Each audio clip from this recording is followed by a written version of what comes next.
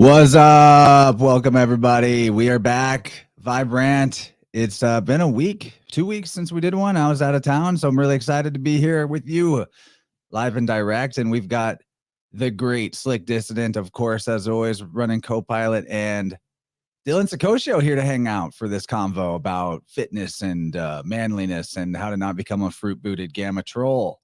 Very important stuff. And our man of the hour for at least an hour, we got Pat of the Pat Life podcast, who you may have seen my recent appearance on his show.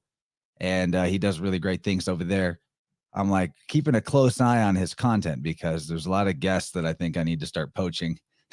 So we're here to talk about Pat's work. He does a lot with clients and fitness and mental training and how to be in the now, and really very in line with the biofield tuning type stuff, like that your body has all the information of your emotional and spiritual self ready to be communicated to if you're willing to listen and go through the dissonance and find your way. So yeah, what's up, gentlemen? How you doing, Pat? I'm doing well, man. Thank you so much for having me, and excited to be on this convo with all you guys. So it's going to be a fun one. We're going to have a good time. Yeah, buddy. So Dylan, how you been? Good, man. I'm just almost done editing this bad boy. Pat, clamp those bitch tits. I don't want to see them leaking on the screen. And yeah, I just wanted to come on and hang out with you guys because now everyone's like kind of so busy. You know, Pat's got dad duty, so anytime we get a chance to kind of just kick it, and I don't have to have any pressure, I was here in an instant.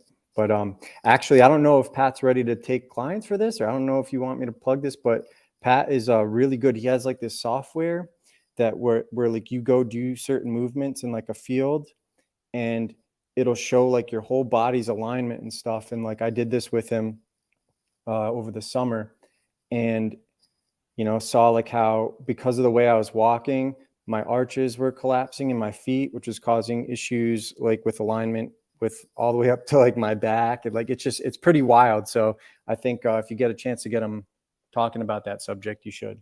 And howdy to everybody here. Gabe, nice to meet you finally. And I think I was on like one other stream with you when I had a freaking helmet for like 2 seconds. That was awesome. I remember that you showed up with the gladiator helmet. That was so spot on, man. You got that stuff just ready to go around the corner, huh? You know it. A sword within arm's reach. Yeah. Pat, that's a great opener. Like, let's talk about that software. Is that something that you're offering or just experimenting with this weirdo on, or what?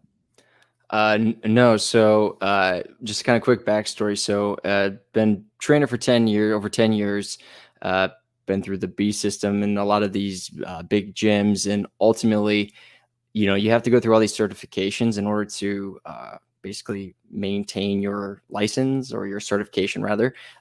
So every single one I've done up into more recently has just been trying to keep up with it, just so I don't lose my license and, in order to stay at these gyms.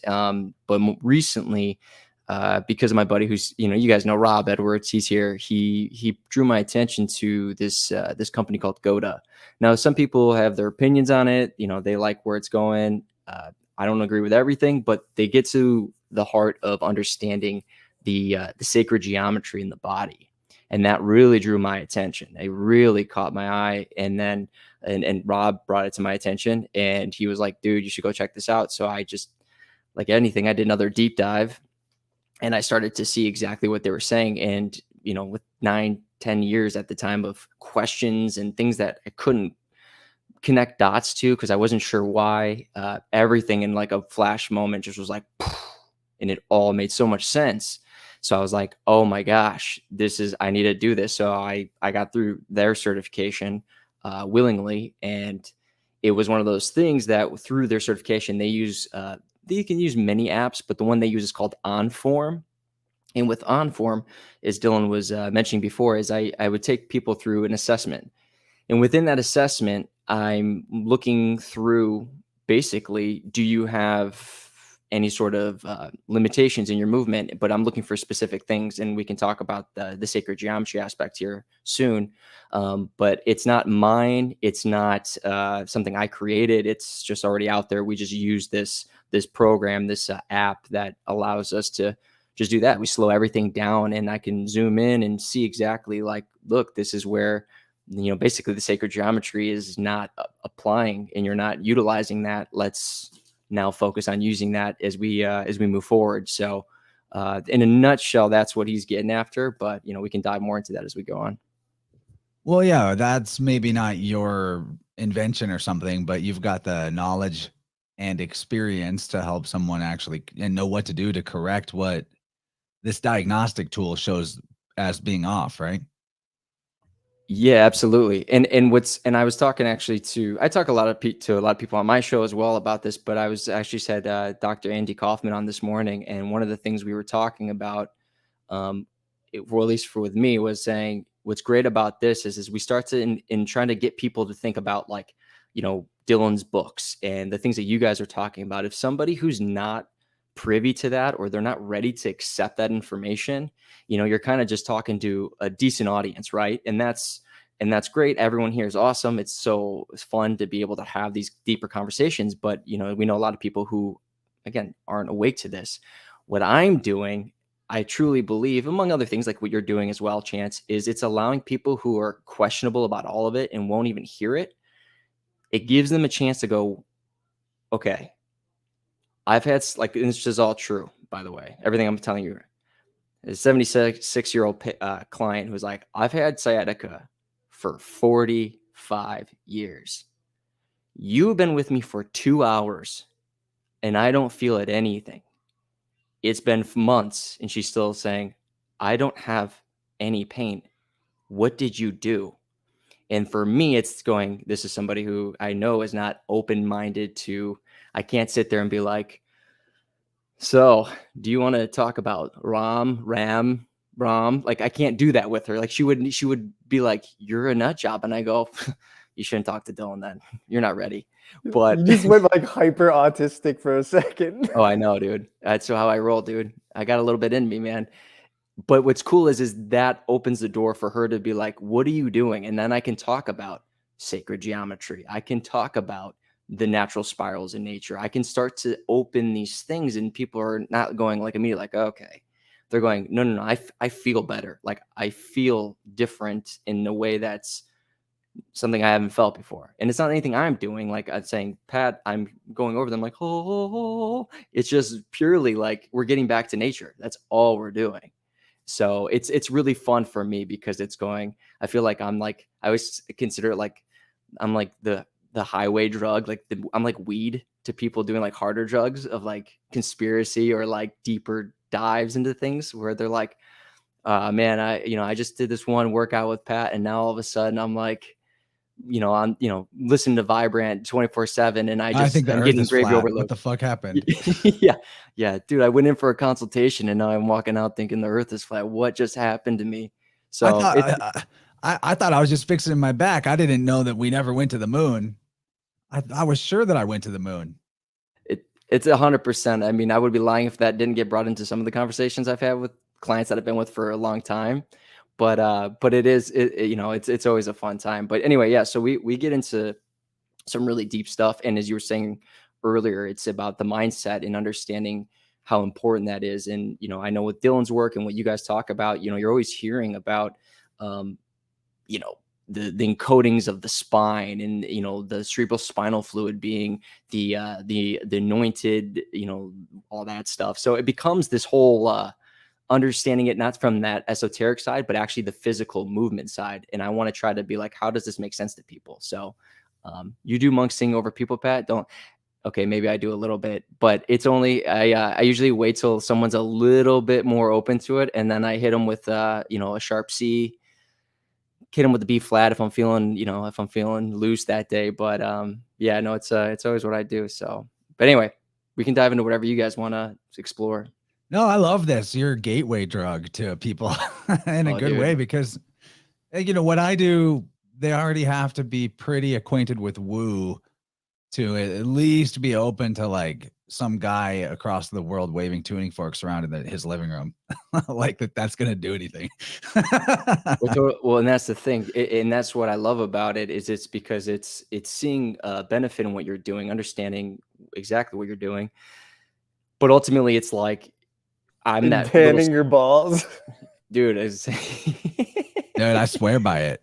I swear by it. Dude, I was gonna say I haven't gone full on that one yet, but I can see that there is benefit to that, and just the visual of you guys just like doing that as like a team bonding experience and being like, this is nice. This is a good. Are you guys enjoying this? I feel like I'm not bonding. on sunning the butthole yet. I don't think I'm gonna go that far because it seems like it's concealed for a reason. It doesn't need sun, but the balls, all day if you can. Dude, I was gonna say, man, just living life, letting it all just get that fresh sun, getting that vibe, that energy. So, but yeah, man, wasn't say. I mean, what do you guys want to dive into, man? Because I can take this in a million different directions. Well, I think it'd be cool because, like you said, a million different directions, right? I think it'd be cool to talk about maybe some examples of success story with more clients, and that way we can kind of see like what individual pathways look like and how you customize what you're teaching and showing them for what they need. For sure. Well, yeah, I don't know. Well, maybe try it this way because I'll do exactly that. But for those who are listening or will listen, I'll do it in real time in just assessing people without actually seeing anybody. It'll be just all question based. So the first thing I'll ask people is going, okay, anyone who's listening to this, I want you to, before we do anything else, just Wait, Pat. Can you see the chat? I see. Rob Edward has a good question that after this you got to. Oh, yeah. Okay, now I see it. Pat, can you touch on your opinion of merging actual weight training and heavy lifting? Look at you, Dylan, and go to principles because some days I just want to go lift. Yeah, I was going to talk about that today too. And that's part of what I said. I don't fully agree on everything. So I'll start with the question then. Okay, so this understanding the GOTA, they're very much about understanding the natural spirals of the body. These pressure waves is what they all call them. And with a lot of that, they use certain words that we can talk more about, of like understanding what it means to be back chain dominant, understanding what it means to be inside ankle bones high, feet forward, understanding what it means to work through this 22.5 pressure wave all the way to the other side. It's just basically sending energy from one side to another. Yeah, all of those terminologies, I think most of us will want to know what you mean by that. And I'll get to all that. I'm just kind of giving a quick brief overview. These are basically the fundamental elements, the principles of what this GOTA system is. So ultimately, and this goes back to what I was saying about everyone listening, I want you to just first look at your feet. I want you to see, where are your feet facing first and foremost. If you're standing, if you're sitting, where do your feet comfortably, naturally want to rest? Now, most people, is they're going to look down, they're going to look at their feet, they're going to probably see their feet splayed out like this. Or if you're sitting in a chair, you're going to feel yourself sitting back, your hips are going to want to roll underneath, and you're going to want to fall to a side or fall to another side. So I know I'm getting away from my mic, but you're going to feel a lot of people want to do this slouching. When I'm talking about, go on. I want to make a point. We're initiating at the gates. We're starting at the feet. It's the J and the B, the Joachim and the Boaz. The 1 to the 2 is a foot. These are the metrics. We're initiating at the feet. I just got to say it. Dude, Got to point it out. And this is exactly what I've been. For those who don't know any of this stuff, look up Adam Kadmon, Kadmon. Yeah, see, this is what I love about what we're doing. I know this is a little sidetrack, but it's not really. What you guys bring helps me with your work, listening to you guys, reading what you guys are putting out. It helps me so much with what I'm doing because it actually allows me to connect these dots to a much more, greater level. So even though I'm still like fresh comparatively to you guys, it's such a good learning experience because as I'm learning what I'm doing, I'm also, engaged in trying to comprehend everything you guys are putting down, and all these dots will connect even more. And that's what makes it so fun for me. And one of the big revelations I had is when you understand the foot in wording, and I know we've talked about this, Dylan, is that when you have your big toe The bone itself is called the hallux bone. Now, hail, breath, lux, light, the breath of light, or breath and light, however you want to look at it. And what's interesting about it is that majority of us, when we have our feet splayed out and we're collapsing those arches, now understanding something here, when you see the body going through motion, you're going through your arch. You're literally going from the ball, or the hallux, the ball of the foot, through the arch as you fall back onto your heels. We literally just went through the season through every. Is it a royal arch?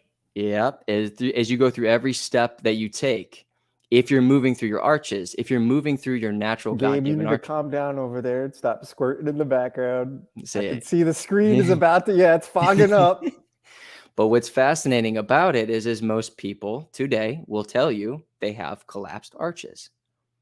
So understanding what does that mean on a much greater level is when you have those collapsed arches, now let's work up the body here.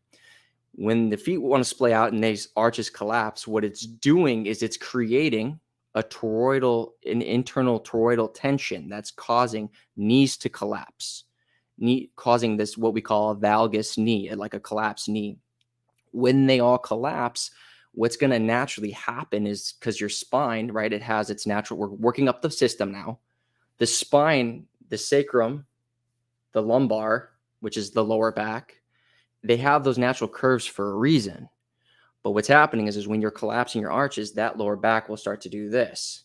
It will curl underneath you. So everybody right now sitting with their hips tucked underneath them is feeding that compression into your lower back. But it's coming from the feet. It's coming from that lack of arch in the foot. It's coming from the lack of stability in literally the arc. So what becomes interesting is as you work up the system, you can also work down the system. So talking about the hallux, the breath of light, what are you doing when you breathe through your nose? You're literally breathing in the spirit. You're breathing in life. Most people don't breathe through their nose. They breathe through their mouth, which is causing this protrusion or a tucked jaw, depending on who you are, where it's now you're not getting any airflow through here, which is creating a vortex, which is what I'm all about, vortexes, and we can go into all this, is that it creates this jaw, or it creates this function, which is causing a lot of this tension here. We can literally work up and down the body this way. So all this tension that starts to create here is supporting this, which is supporting the hips driving forward. So it's like, if you think of a battery here, it's two sides of this battery that aren't working the way they should. And again, I can keep going on, but ultimately what we're seeing is when you're not moving through the arch, you're going to see without fail how it works up the system and how it works down the system. So everyone right now who's doing this or listening to what I'm saying, they might go, yeah, I noticed my hips drive under, or, oh yeah, I noticed my feet are splayed out, or yeah, I am a mouth breather. Now I can sit there and saying, well, I can't say with certainty. I'd have to work with people individually, or what I did with Dylan, where I took him through slow motion video, seeing how he moves. But I can make a fair guess that I can tell you what's mostly going on issue wise. And we can start to look at things. Embarrassing, but you can use it if you want. You can show people for conceptual, like whenever you want. Yeah, I mean, I can definitely show it. Yeah, I just don't have it queued up here, but and what's interesting is that a lot of people don't even realize they're doing this. This is what makes the conversation so fascinating for me, is because there's such a disconnect of the body. And this is not to jump around too much, but this is where the alchemy comes in understanding the salt and the oil and that mercury state and all that jazz, is that so many people aren't in their salt. They're not in their body.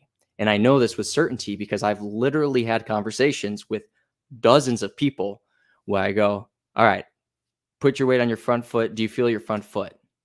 And they'll look at me I'm not making this up. They'll go, and I go, what are you thinking about? What's up there? Look at, like, is it in your foot? And they'll go, oh yeah. Yeah. And they'll look down at their foot. So it's fascinating because I've seen it time and time again. It's like, you're not in the body. You don't know where you feel. I say, hey, where did you feel it? And they have no idea. They go, I don't know.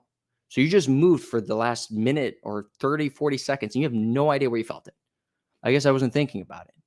So it just lets me know is that there's such a disconnect to our salt, our body. Yeah.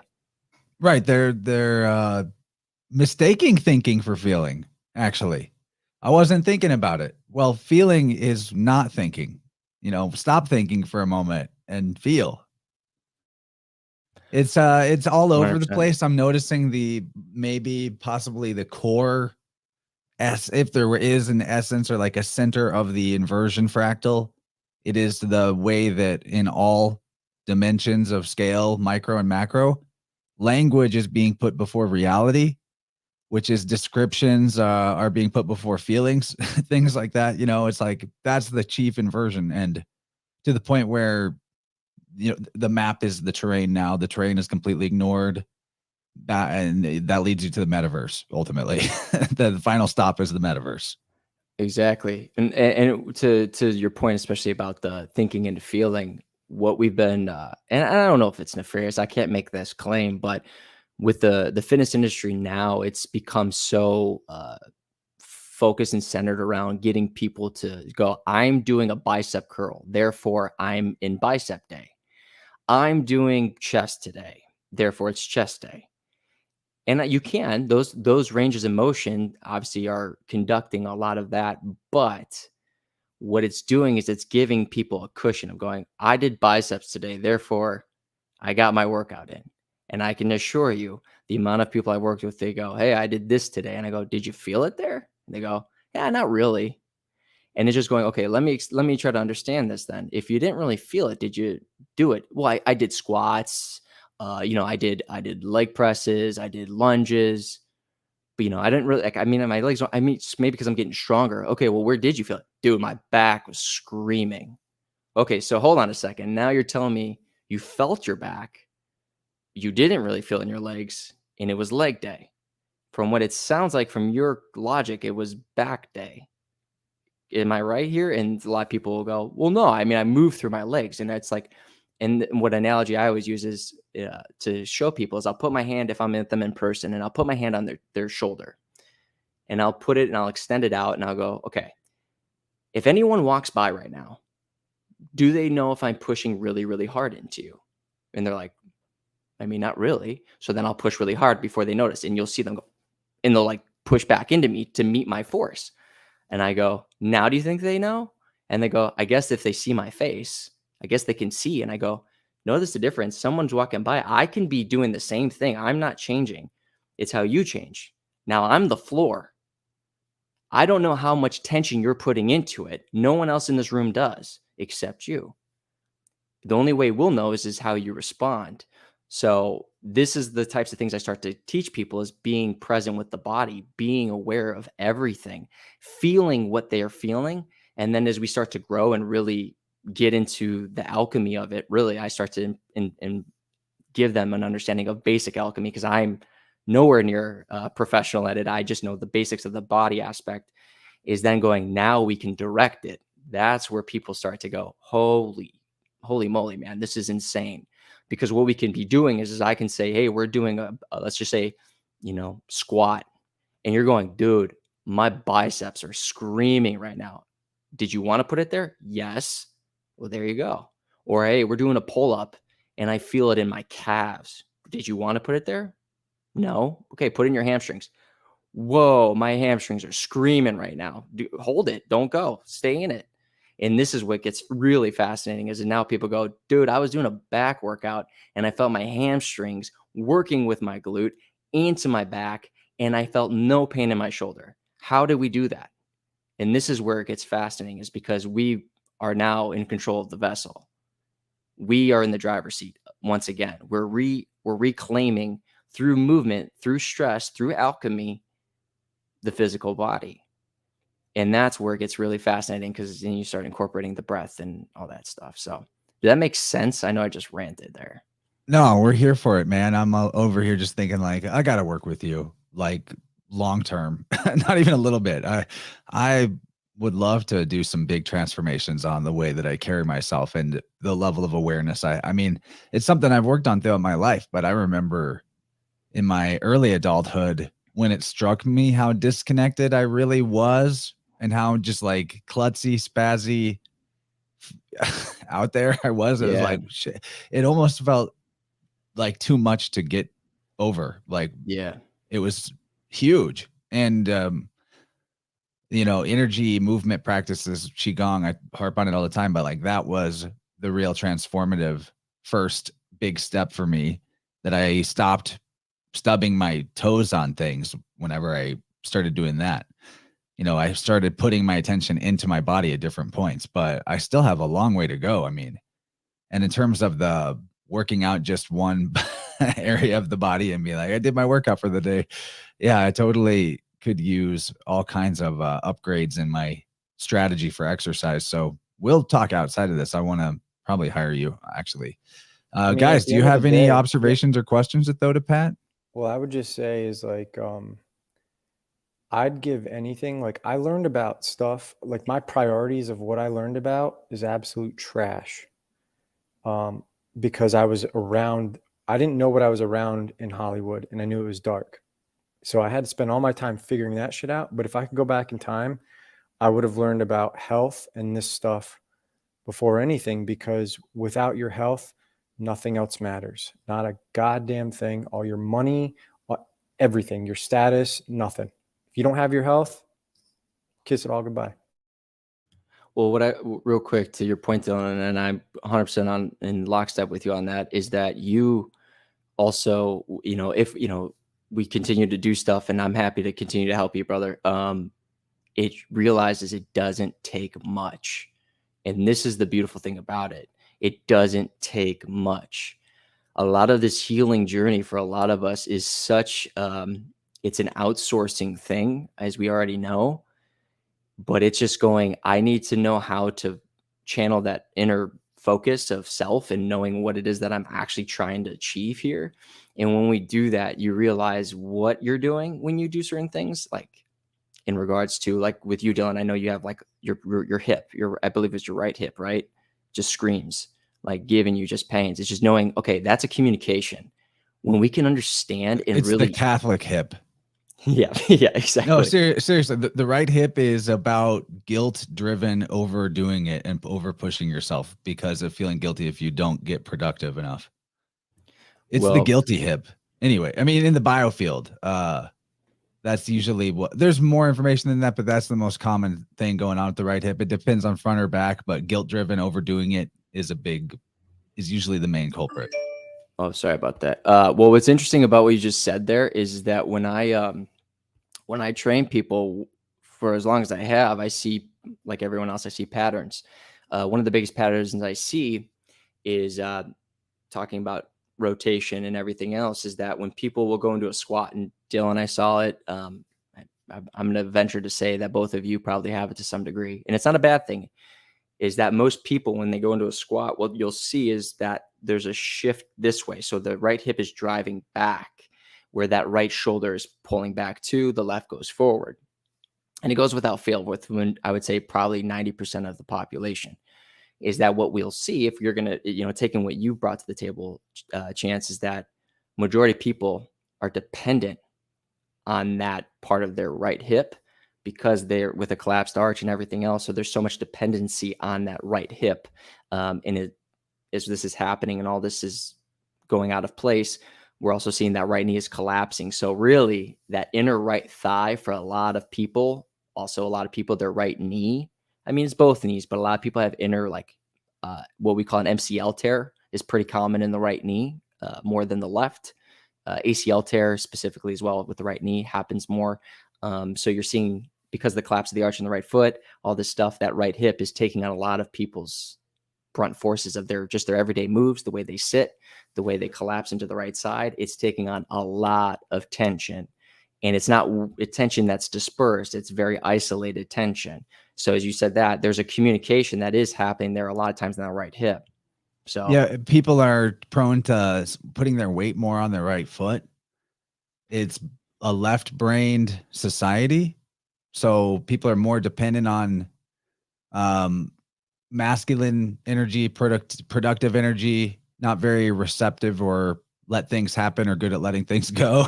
And in terms of the toroidal field, the energy field of the body, one of the first things I do for clients in a session is I find the top and the bottom holes of the donut, and especially on bottom, more commonly on bottom, but a lot of times top and bottom, basically these holes of the toroidal field where the energy is cycling in and out from the middle, the donut holes, float around and get off balance. We want them to be about a foot, maybe 14 inches below the feet, in between them, aligned with the spine, above the crown, aligned with the spine. And people tend to be under the bridge, the arch of their right foot is where it usually hangs out. So like energetically even people are, and it's consistent. Like I put the fork there, my ears pop and I feel that the pressure gradient differential change there of the electricity or whatever. And it's like, bam, right there all the time between the middle of the right foot. Like people are leaning on that, and it's very systemic to our society. You want to hear something wild? And you guys can make fun of me for this, but there's something to it because I've observed this everywhere I've gone. So like I went to school in a place called Hempstead, New York. It's like ghetto as fuck. Like one of my roommates came home one day and like everybody was tied up, like gunshots, like very common for like dangerous people and stuff. And I've noticed like, you know, there's that saying where it's like, if you want to be left alone, when people look at you, they need to think like that's not easy prey. And it isn't, I really have noticed it is a pattern in men to walk with your feet this way because it looks like you're walking like more badass. Whereas if you walk with your feet straight or pigeon-toed, that's more of like a feminine, I hate to say that, but like women are more likely to walk pigeon-toed than men. And I think there's something to just like, well, it's like, it's like yin and yang, and you're over leaning on the yang too much. I'm a badass, but the reason I'm bringing this up is would be straight. Yeah, the reason I'm bringing this up is I can remember making a conscious decision to walk scarier and look at, stare people down, looking at them like, I will fuck you up if you want to get this thing going. To not be jumped, to not, you know what I mean? You got to make it expensive for people. And I think there's something, you see that with like a lot of gangbangers and shit. They walk, especially in like LA, their pants sagging and shit. And they're wicked far apart with the way they walk, Well, not to, I'm not going to make fun of you. You're just gay. But not just kidding. But it is interesting that you bring that up. Don't make my dime piece start commenting in the chat, bro. Don't want none of that. Yeah, I'll get her on here. But to your point, like you said, a lot of these, like a thug mindset is the pants are down.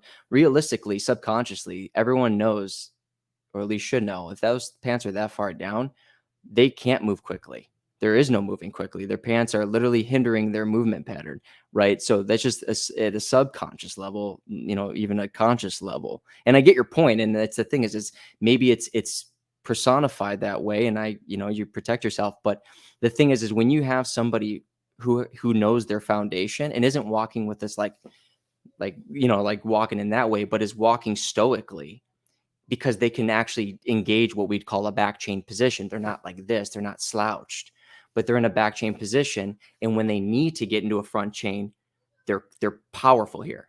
And this is something that I talk about all the time. There's a difference between me being here and me owning here. If I don't own this position, it comes across. If I'm here and I'm sitting here and we're having, a scuff, and I'm standing here and I have my feet underneath me and I'm controlled and I'm staying in my posture, and you're saying, all right, let's go. And so all of a sudden you see me get into a stance where now I'm here and I have this availability to be here with confidence and with control. Subconsciously, someone's going, shit, this guy is not messing around. And this is important, at least when you understand, again, we talk about holding posture.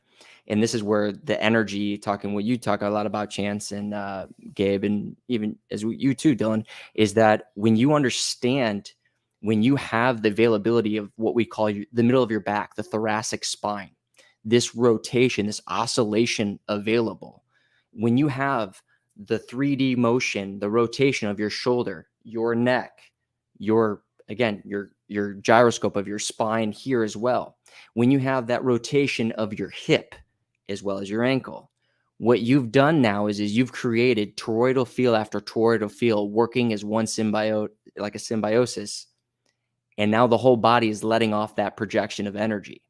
And that's because you can hold yourself with confidence, with this posture that's not in a feministic way. Like you're not giving off that. It's like when you see like the Roman people, like, or like in the movies, when you see someone stand there, now they might splay out, I get it, but when you understand someone who can have their foundation, their connection to the earth, the salt, and they're standing there and they, you know, they got their spear and they're like, or like a rugby player and they're like, oh, like you're going, this guy is not someone to mess with, because you are literally giving off that energy of not just, oh, I'm trying to be intimidating, but it's going, my body can support whatever's about to come.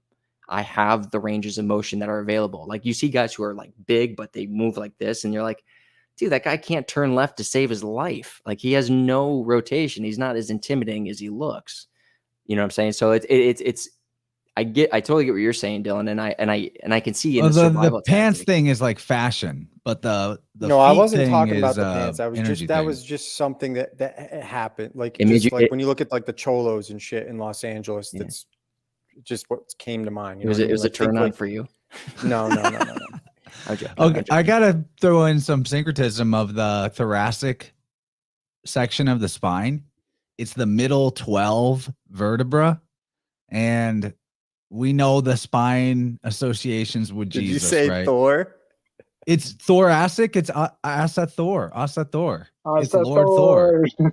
who is another one of the Son of God Savior characters. So, you know, it's the middle 12. That's the middle of the 33, the middle 12, the 12 signs of the zodiac, the thoracic. Yeah, interesting. Well, what's also furthermore It's in the too, book. He's getting out of the book. You're muted though, homie. You understand? This is the new one. This is not out yet. Take a Right. screenshot of that bitch. I can get it big. Make you big there. All Yeah, right. that's gonna be some Phoenician origins of Thor for all those pappy-minded fools who want to think that the Norse pantheon doesn't come from Italians. Enjoy. It's gonna slaughter everybody. Let's hope Shots fired. Balderson's not watching. Well, I mean, dude, we were just talking about today how, I mean, they already had Thor in Egypt. It was Hathor, the golden Right. Thor, Author. I Yeah. wasn't saying that. Like nobody triggered me to say that. I was just having fun. I haven't watched anybody's content in like 3 weeks, guys. I've been like in a freaking on fire. that's So awesome. there are some good comments. Let me make sure I didn't lose this one. Lucas wanted to know if flexibility improves with these alignment changes. Oh, let me unmute you, or you got to unmute yourself there, dude.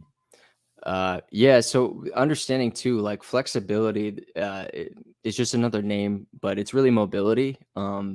Mobility and stability, it all becomes the one in reality. Not to be side skirting, but like flexibility, most people are talking about is a passiveness, meaning like I can get my foot up here, like I can actually get it up into like this position. But the question I always have is, can you maintain that? Can you hold that position without like someone forcing your leg or doing that? Because in reality, there's no point in that. If we're talking about in nature, it's like, look at this cool party trick I can do. But like if I can get my foot over my head, say I'm like climbing a tree and I can grab the tree with my foot, or can make that contact and use that range of motion, that mobility to move through that, then now you have, it's like, call it flexibility, call it whatever you want, but it's going, I own that range of motion. And that's what we're trying to do. So with what I'm talking about, yes, it will help that, because when you understand this notion we have of I pulled my muscle's tight, like is not, we're off the mark on it, because the muscle itself is not what's tight. It's the fascia. And we understand the fascia, for anyone who is a crystalline structure of the water within our body. And that's a whole thing I go crazy deep into. But the thing is with that fascia, that's where the neurological connections are. That's where everything is from the brain, and everywhere else is saying, hey, we're either going to restrict or we're going to let you relax. Now, the majority of people are in what we would call a sympathetic state, fight or flight, stressed out all the time. With that, and obviously collapsing the arches, the hips rolling underneath, so we're not in a back chain position. or what we would call a front chain position. So my hips are driving forward. What starts to happen is that most people are like, think like just a fist, like their whole body's just a constant fist. And when we're in that state of that stress, the body is constantly telling us fight or flight, stay ready. Everything has to stay ready. So that fascia is like this. So now when people like try to be flexible and stretch, what you're doing is you're going against the body trying to protect you. The body's going, dude, you're trying to force a position that I'm telling you you're not ready for. And then you go, oh, I think I pulled something. Yeah, you did, because the body is going, the fascia is going, like with everything else, is going, you're not ready to do that. So what you're feeling is the fascia giving the water in the body. Now, most people are dehydrated. Most people aren't creating the natural vortices of the body. So the content of the water in the body is questionable, hence disease, hence all these other conditions that we're having. So it just builds on one after the other. So when we go through this tight muscles, what I tell people to do, and it goes without fail, everyone could try this at home, is if you feel something tight, like say your neck, I tell people sit, try to feel yourself, look up, and just breathe. Breathe. Don't force it. Don't try to make your neck do something it's not ready to do. Just hold what feels like, okay, this is a threshold. I can hold this, and just breathe. It's going to take some time for people, because you're now going from a state of sympathetic and trying to, because this is what the breath will do, is get you into what we'd call a parasympathetic state. It's going to calm you down. It's going to allow all of your energy to go, blood to go back into digestion, your sexual reproductive organs, your lymphatic system, which most people have issues with. It's all connected. And so what ends up happening is when I work with people, it's going, hey, I want to be more flexible. Okay, you have this range in your neck. Well, literally, and I did this just the other weekend. I had a lady for 20 minutes. We were just doing this and this. She's had in a position of back chain. She was sitting in a chair. She's like, dude, I have had migraines for 40 years. I take medications. I can't do the medications anymore. I'm just living with these migraines now. We spent 20 minutes just doing this, breathing, slowing everything down, breathing. She looked at me she's like, what the hell did we just do? I don't have a migraine anymore. Or it's like not there. Like I can barely feel it. And I was like, okay, just keep going. Don't stop. Just stay calm. I want you to just stay in that state that you found yourself in, because your body is telling you, keep doing this, keep going. We like what this feeling is, because you're listening to what we're trying to communicate to you. And she did. And she was like, that was the most craziest. I don't have a migraine. Like she was like flabbergasted. So it's just knowing when you breathe, you're literally letting that fascia, everything just go. All right, we don't have to grip so hard. Okay, we can ease up. All right, great.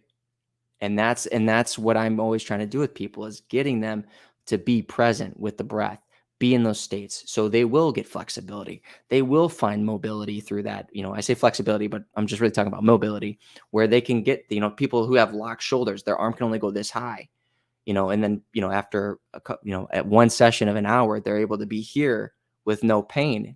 And they're like, I don't know how we're doing this. And it's going, we're listening to the communication of the body. Yeah, I mean, did you tell her what the sternocleidomastoid is?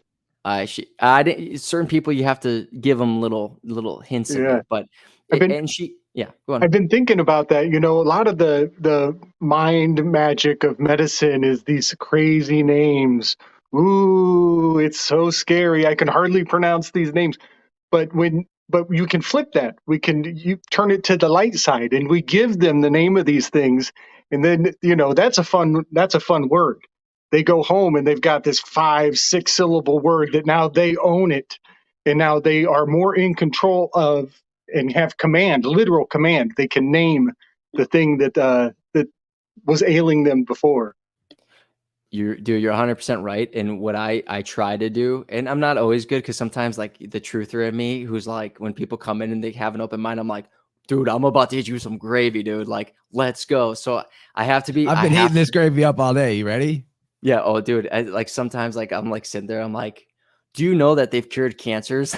like she's like, I'm nice to meet you. I'm Deb, and I'm like, sorry, Patrick. You know what I mean? Like you just get so excited because you want to help people. But one of the things I've noticed with people is when we go through certain things first, like I said earlier about being the gateway, is then I'll say, that's the sternocleidomastoid. And they'll go, I will never forget that, because I know that change that just happened in me. And it's so profound that what you just said, I can retain that information without fail.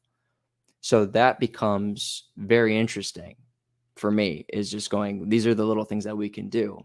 Yeah, I'm actually pawning that off from Chance from his last interview that he did. Your guest, and I forget his name already. Kyle. Kyle. He mentioned that to conjure is to conquer, and that like turned on so many lights and made all these wonderful connections for me. I really love that. So I'm still getting mileage out of that. I'm just throwing that around. Not Now that original you're to me. talking about conjuring, and Mhm. Pat's most recent guest was Jerry Marzensky. What do you think about this exorcism exercise? I mean, okay, Marzensky, for anyone out there, he's what you would call not psychiatrist, but psychologist who is actually talking to the entities attached to people and treating schizophrenia like it's other spirits and having more success. He's one of the people that is successfully helping people with multiple personalities instead of treating it like it's fake. What do you think, Pat? Exorcism exercise. You just talked to Jerry. We're about to go deep. I'm Are you guys in. ready to buckle up? We never went to the moon. I'm just kidding. No, I know one thing that Dylan says is one of the great benefits of being in the age of rampant demonic infestation is it's easy to be good looking. Yeah, yeah, exactly. So to the exorcism This is exercise, I 100% can get behind a lot of that. And, however people want to look at, demons and things like that, everyone has their own opinion, but this is what I can hopefully try to understand from what I've gathered, is that when we understand that we are mostly made up of water, we're 99% water, specifically blood, cerebral spinal fluid is water. When you look at Rudolf Steiner's work and people like him, you're talking about, the water body being the etheric body and basically having that connection to, if people are talking about other realms and things like that, or spiritual entities, whatever it may be. When you talk about a lot of people who say they have spiritual entities or demons and things like that, like Jerry said, is that you get, a lot of trauma. They talk about a lot of trauma in people's past growing up and things like that, that opens them up for it. That's something that gets brought up a lot. Now, whether or not people want to believe that or not, what I can say is this. Hold on real quick. It's called in the occult premeditated obsession. Just throwing that out there. No, and that's what's great is knowing the layers to this. I could say trauma, but they've premeditative. What was it? Obsession. Premeditated obsession, but I call it willful desire, because you're literally desiring yourself, and to sire is to be like, think it's like to be whole, to be Lord, right? When you sire, children, whatever. So like you're like that whole creative sovereign, and then you desire yourself willfully. Right. And yeah, and this is what becomes so fun about this for me, is because it's got just layers on layers. But to that point is, we'll just say with trauma for now, is that when you get a lot of people in a trauma-based mindset, what happens? As I said earlier, a sympathetic state occurs, where people always hear about fight or flight, but they're missing a key component of what this sympathetic state is. It's freeze. Now look at a deer in a headlight. What happens? It's freezing. What's happening to the body? It's not moving. It's that ball and fist. So what's happening? Over time, there's a stagnation in that circulation of the water, those spirals, the vortexes. I'm under the impression when people are a lot of trauma, not moving, stagnant, that opens the body up, the etheric body, for something to come in. Now, people can disagree, that's fine. But what I've noticed is that when people move that water in the body the way it's intended, and the body is going, yes, keep doing this, you see a lot of people change very quickly. And what starts to happen is, people go, I feel human again. This is my comments I've gotten. So this is observations I've gotten in the field. I feel human again, or I feel whole again, or I feel better about myself. I don't have certain feelings about myself. I feel hopeful. I know people can talk about hope being a bad thing or this and that, but it's just like you start to see these people changing, the way they see things right in front of your eyes. And I truly believe it's because of we're going from a stagnated water into flow. We're creating flow once again. That's why when you're in the flow state, you're finding literally a flow of the water again, the cerebral spinal fluid. And you're talking about the thoracic spine. Well, guess what, guys? Where does the cerebral spinal fluid, where does the spinal cord end? Right at the T12L1. So understand something. When you're not moving through that thoracic spine and you're not creating this oscillation, what is that spine doing? Oscillating. Every step you take when you're moving through those oscillations, what you're getting is literally a facilitating of that flow of the cerebral spinal fluid. Every step you take is literally helping the flow of cerebral spinal fluid. Every time you move through the oscillations, moving through the pivot, and I know I'm jumping around, but pivot points of your hands and your feet, that's creating spiral. That's helping send the blood back up to the heart. And the heart's creating this oscillation. It's not pumping. It doesn't pump. The part's never pumped. And you know this because you can just purely look at the striations of the body. This is what's so beautiful when you look at the body with the new open mind, is that look at the striations, the way the muscles striate, with the way they move. They're literally showing you this. Whoa. They're showing you this. And when you're moving through that, guess what the whole body's doing all at once? And it's creating oscillation. Vortexing. Vortexes, exactly. And when we don't move through that, and we're staying, again, even though we might be moving through life, people, when they walk, they got locked ankles. They're kind of just tapping. They're in shoes all the time, which is literally an insulator. So if you're not on bare feet in the ground, you're literally insulating your foot from the electricity from the earth. When you're constantly covering yourself from sun, you're constantly removing all these charges that are literally charging your battery. And the biggest one is, how do I move through space and then our idea of time. And this is where it becomes fun for me, is because you start to see, as we start talking to people who won't even listen to what we're talking about now, the minute they feel the difference rather than think the difference, is they go, I'm in, dude. I'm listening to whatever you got to say. And I'm like, Chapter 3, Spirit Whirled. Like it's You guys will have to forgive Pat because he's like tapped into his like Celtic heritage, and so all he thinks about is spirals, like on those all stonework and stuff. Nobody knows how old they are. Yeah, I'm just totally tapped in right now. I'm about ready to get into like a war before those ancestors got destroyed by all the fermented drinks. The Romans. Oh, you guys ready for this connection? The only other place that ever made drink from barley, aside from Britain, was Egypt. It's a connection. Just saying. Hashtag just saying. Okay, so what you're talking about, though, Pat, to back up a little bit, is how it seems like the water in the body is some sort of, in compute, not literally, but as a metaphor, like the hard drive that your consciousness is installed on. Like the water is the receiver for whatever you are that is beyond the body or bigger than the body. And so you have the real biggest evidence for that being when somebody drinks a lot of alcohol, aka spirits. They are able to black out, but their body is still walking around and doing something. Who's driving that? Because their blood at that point and the water is diluted to the point where it is not even water anymore.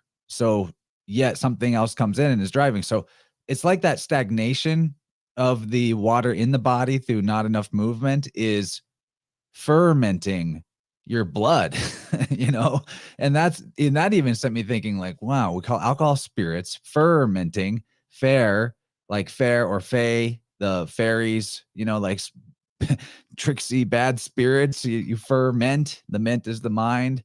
So it's like the fairy spirits are taking over your mind when your blood ferments because you're stagnant. I don't know. Is that a stretch?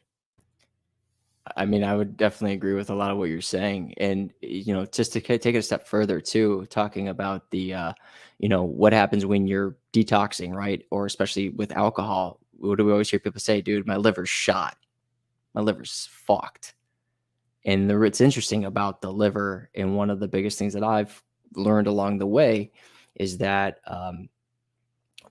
when the heart is going through its oscillation and blood is being dispersed, the most quantity of blood goes to the liver for that detoxification process.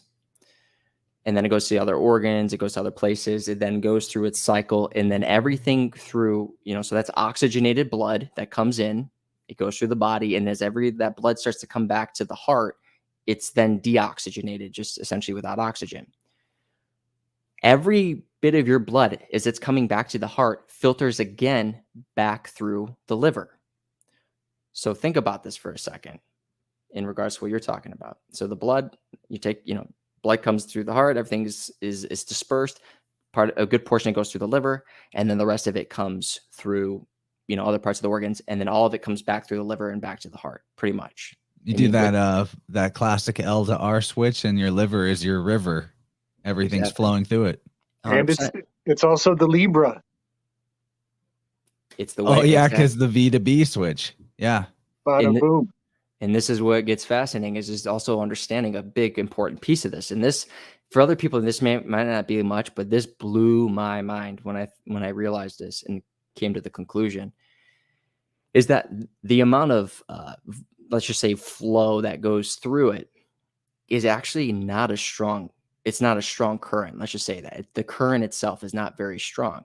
So there's a lot of blood going through and exiting, but it's not like a strong current. So it's going, well, wait a minute. How is all of that blood going through and coming back? And you realize, again, position tells you everything. What the body is showing you right in front of your face every single time. Where does the liver sit? So here's my rib. So here's my rib cage. Here's the diaphragm, the bottom part of my rib. You know what I'm saying? So your diaphragm sits right basically in that arc, another arc in the body. And it's supported, and inside of that, kind of tucked in there, is the liver. Now think about, when I take a proper inhale and exhale, my diaphragm is pushing down and coming up. But it doesn't just go down and up. It does this. It's going through this motion. When I'm inhaling a full breath, utilizing my lungs, utilizing my diaphragm, all those pieces. And when I exhale, it's doing this. It's a slow oscillation coming back. And we know this because of where the striations are, but also understanding where, your not your tendons, but your tendons, but also your ligaments and everything else that are attached. You can see that it's going through this motion. So think about this. Where's the pressure really coming from? It's coming from the breath. If I take a proper inhale, exhale, that's what's putting a pressure on the liver to create that flow. Well, you're taking a step further. Your vessels, your veins, they don't run like a tube. They're a spiral tube. Just think of like the umbilical cord. It has a spiral. Those are at the molecular level. Those are a lot of your blood vessels in your veins. They go through this spiral.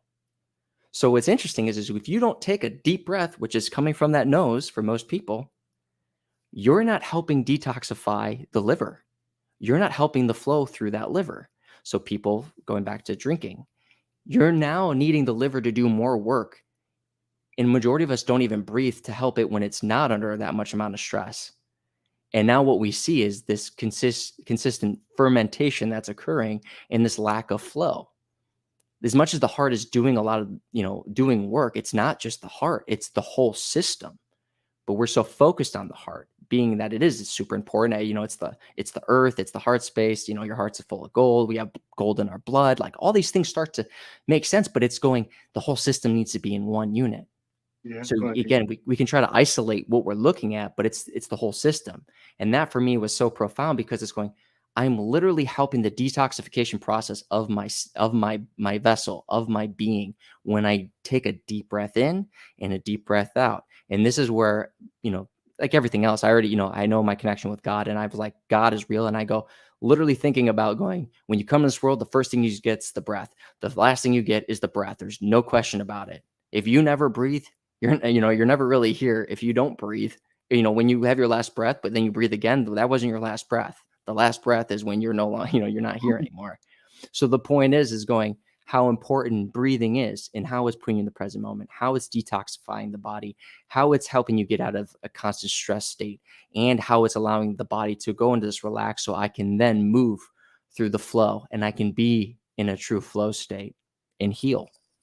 Okay, I want to syncretize the hell out of this. And it's blowing my mind we're having this conversation.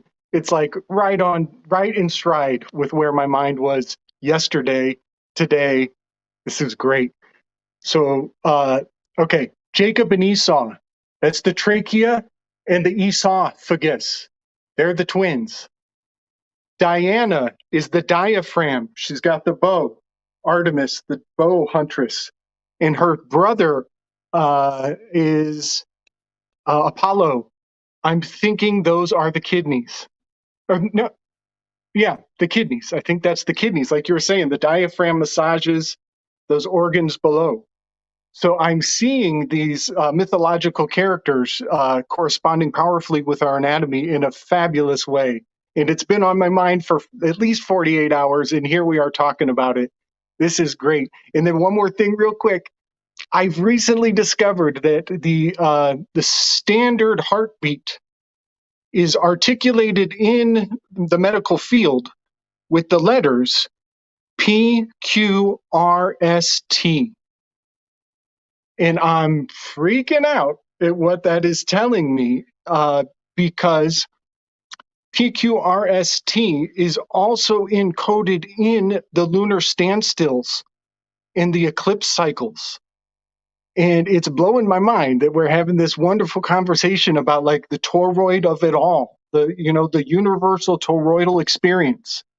And I'm seeing like the north node of the lunar standstill and the south node of the lunar standstill encoded all the way down to the micro of the heartbeat.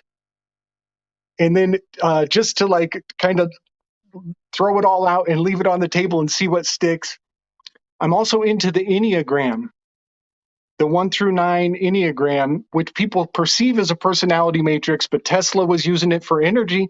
And we know about the toroid of energy. And I'm thinking that in the Enneagram, there's a handoff between the feel side and the think side, where both of them connect with the body, but on the different y-axis on two branches.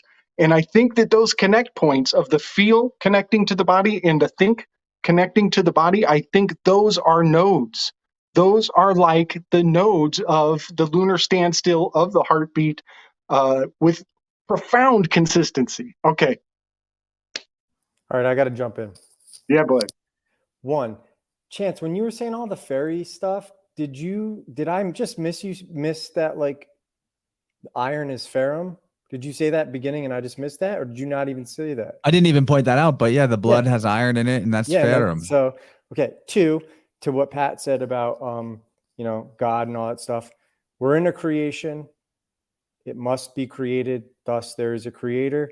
And if you can't recognize that, you're a dumbass, and nobody should listen to a damn word you have to say because you're pappy-minded. My name is Dylan Saccoccio, author of Spirit Whirled. Do anything about it. Third, two of the studies that came out this year, and I'm going to shout out this account that I follow because I love this shit, even though it's like out of my wheelhouse. His name is, he's a doctor. It just on Twitter at MANGAN150. He published two separate studies this year. The first, 30%, when they did a study of thousands of people, the people who lifted weights, resistance training, not aerobics, staved off cancer by 30%. Those people who lifted weights were 30% less likely to get cancer. I'm convinced this is all every problem we have is related to what you guys are talking about with the quality of the blood and it not getting the movement it needs because we're not doing the challenge. And in another study that came out this year, they found that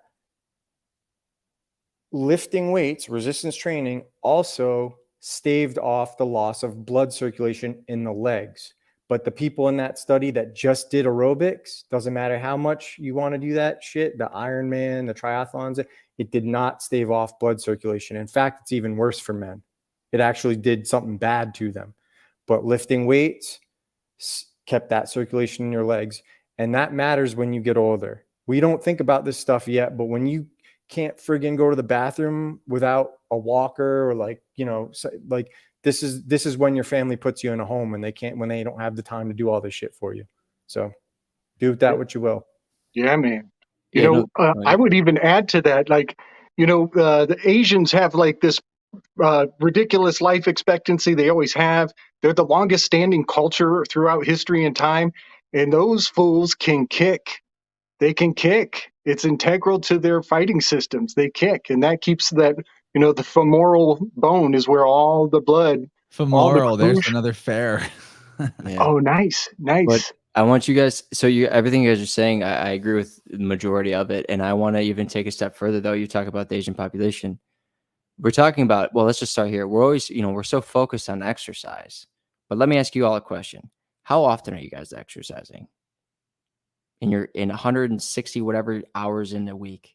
How many of those hours? I'm pathological. I cannot not exercise. And if I go a day without, I double up the next day. But no, my question is, like, how many hours would you say on average? And what do you count as exercise? Like any intentional movement, or like weights and cardio, or like where's the threshold? Whatever you want. It doesn't matter. You can put anything in there. I'm at about 8 hours of kick your ass intense. Like, I'm here to accept my punishment. I'm guilty of whatever charges, and I just go, that uncomfortable stuff. And then I specifically park like a half a mile away from wherever I'm going to be working. So I'm getting my steps in to wherever I have to go work. And then if it's nice out, I go walk the lake after. So get my 10,000 steps. Okay. So let's just say you all do 8 hours. Is that fair to put in a assumption? Yeah, it's at least that. Okay. So I'll give you 12. I'll give you 12. How often? Well, let me ask, how many other hours are still left? You mean all the ones where I'm sitting on my ass mostly? How are you in a resting position? Now understand, the Asian population, what are they resting position? A deep squat. Babies, a deep squat. Indigenous populations, a deep squat. None of you, I'm going to venture to say, can comfortably sit into a deep squat. No, man. I can deep squat like an Asian. Yeah, totally I'm crazy. Good. I'm crazy on all those fronts. I've been accused of being Taiwanese before. I'm wrong, but here's the thing. That is a good piece to have in your caliber, because I'm pretty comfortable in it. I was just telling my lady to do the ass to ground squats. That's how you get thick. And that's the thing, is we can move through that, and that's great. you can be like, you need to do this. But yeah, probably most people know. Most people know can. to that. So I stand corrected, and I'm happy to stand corrected. But again, I will then say to you guys, going, all right, well, if there's still issues in the body, let's address where they are, and the quality of a deep squat. Like, how comfortable is it, and what are you doing to get there? Like, some people can sit in a deep squat, but their knees are just shredded, or their ankles are just so.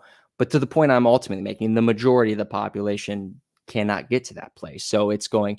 Most people, as much as, yes, we're working on your movement patterns, we want to focus on, how are you resting? Can you find positions of rest where it is beneficial? Because there is positions that are not beneficial, very much so. And it starts to, I can go on for hours about this, but I think that's the majority of my problem, because I've spent and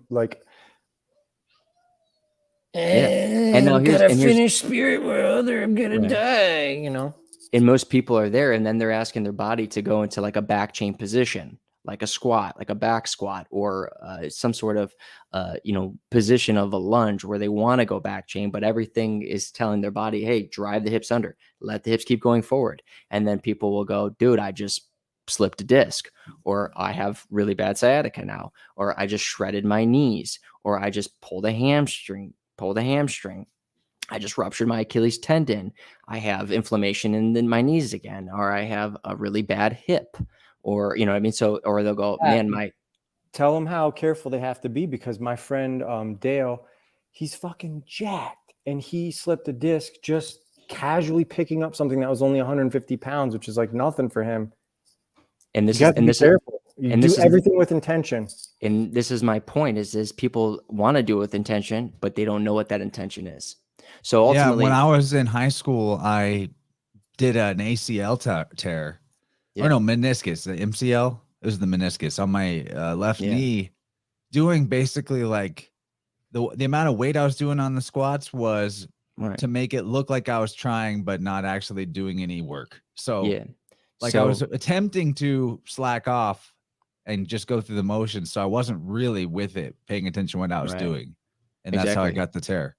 And that's the thing, is most people are just doing that too. Most injuries, as much as they're in like gym settings, are people not doing anything extreme. It's the everyday mundane type of mindset. And that's the thing is most of our training for a lot of people is in this, what we call a sagittal bilateral position. Everything is curl, it's bench, it's squat, everything is facing this way. Understanding, and it's a deception in my mind, is this idea of, oh, we need to move through your sagittal plane and your frontal plane and your transverse plane.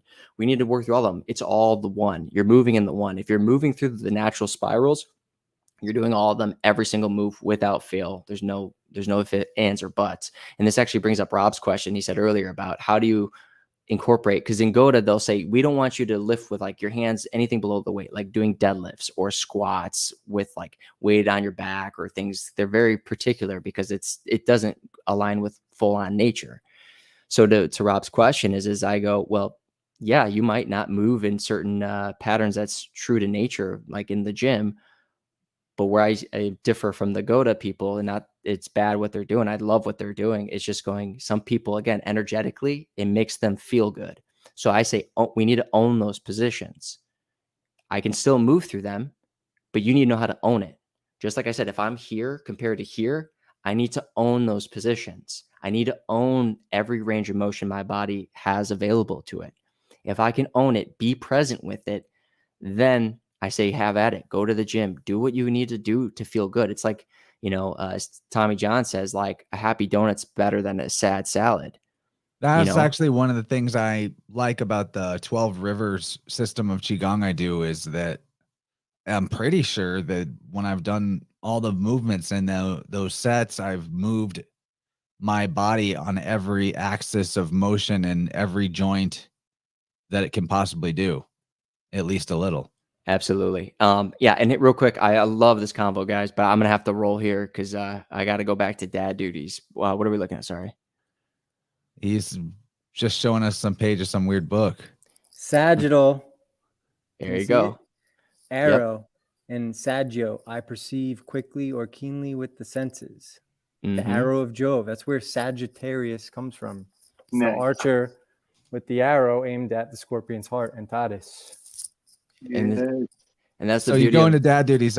Wrap us up with plugs and anything you want to tell us about how people can work with you. Yeah, dude. Well, first off, thank you guys for having me. I really appreciate it. I've talked to you guys a ton, Gabe, first time, so I'm very grateful and appreciative of getting to chat with you. So for those who want to listen to my podcast, majority of the episodes are at thepatlife.org. So the P.A.T life.org. It is $5 a month for the membership, but what I'm also providing there isn't just all of the podcasts in their full entirety, but I do these Zoom calls once a month or twice a month on a lot of these lectures of things that I'm talking about today, really diving into things. You're welcome, buddy. But also I do once a month, like a workout where I'm showing people things that they can do through a Zoom call. They can join, live, or they can go back and watch it. Where they're getting to see, okay, well, you're talking about this stuff, but how do I incorporate it? What does it look like? How are things I can do to start? And so it's all there. It's once a month, like I said, while I'll do these workouts, and it's $5 a month. And, if you want to go there, but I also do provide it on YouTube. I'm at unbearablesmedia.com. I got some big things coming up in regards to working with a name in doing this stuff more at a professional level, at a clinical level. With some people you guys will probably heard of. So I don't think I could talk about the details yet, but there's big things coming there. And then, yeah, so those are the spots you can find me. Instagram, the Pat Life. Feel free to follow me there. And yeah, if you have questions, anyone who wants to do, the one thing I did provide real quick. So this assessment that I was doing with Dylan, for members, we are providing members to the website. We are providing assessments. If you want to do an assessment, it's at a discounted cost because I'm not only just doing the assessment, which takes about 15 to 25 minutes. But I'm also then, with a little bit of additional cost, I can give you 2 weeks of workouts and 2 weeks of things that you can really dive into and stay focused, that you can do from home, you can do anywhere, just to get you in that right state of mind. Like I said, if you don't want to do it, there's no hard feelings. This isn't about trying to take anything from you. It's just trying to give this information in a way where everyone's winning from it. So I thank you guys so much, man. This was so much fun. Yeah, we'll have to have you back. I mean, since we only got you for an hour and 15 minutes, I say only, but you packed it so full of good stuff, man. Well, a lot of questions from people in the chat that if we had time, we'd get to, but follow Pat Life on YouTube if you guys want to see more of what he's up to. I'm not kidding. I'm going to get it. I'm going to get it like in on working with you because you made a believer out of me just listening to you. Well, I thank you, man, and we can definitely talk. The syncretism of the body is so fucking cool. Yeah, and Pat, feel free if you want to use that clip of me, like to show people what you're talking about. Unless you have other better ones, by all means. No. I just want to make sure you know that you can use that. Thank you. Yeah, no, I'll post it and stuff if people are interested to see what it looks like for sure, and they don't want to do the website or anything. I can definitely post it. But I just want to make something real clear. Like I said, if you want to work with me, great. I'm happy. Always love to do it. I always tell people though, if you decide to work with me, I want you once a week, if that. Some people once a month, because the majority of people. That's perfect for my schedule. I don't have time for more. Exactly. And when that's the thing is one, I know it's a cost thing, but I also tell people I don't want it to become a dependency on me. I want you to take these nuggets and start to be present and be with yourself. Understand how you move, observe how you're standing, observe how you're living your life, and starting to pay attention to the things that we take for granted. That's how I always do it, or I've been doing it, because I realize the less time you're with me is the less time, or the more time you're with yourself and focusing on those things. And obviously we can always regroup, come back, so anyone who's interested and wants to talk, great. And just to give a little proof of that pudding, right? Because the proof of the pudding is in the eating of it. When I have to correct my walking, I think about what Pat told me is the 2 toes, which is the one right next to your big toe, has to be pointed straight ahead of you. And your weight when you're moving needs to be on the 4 and 5 toes.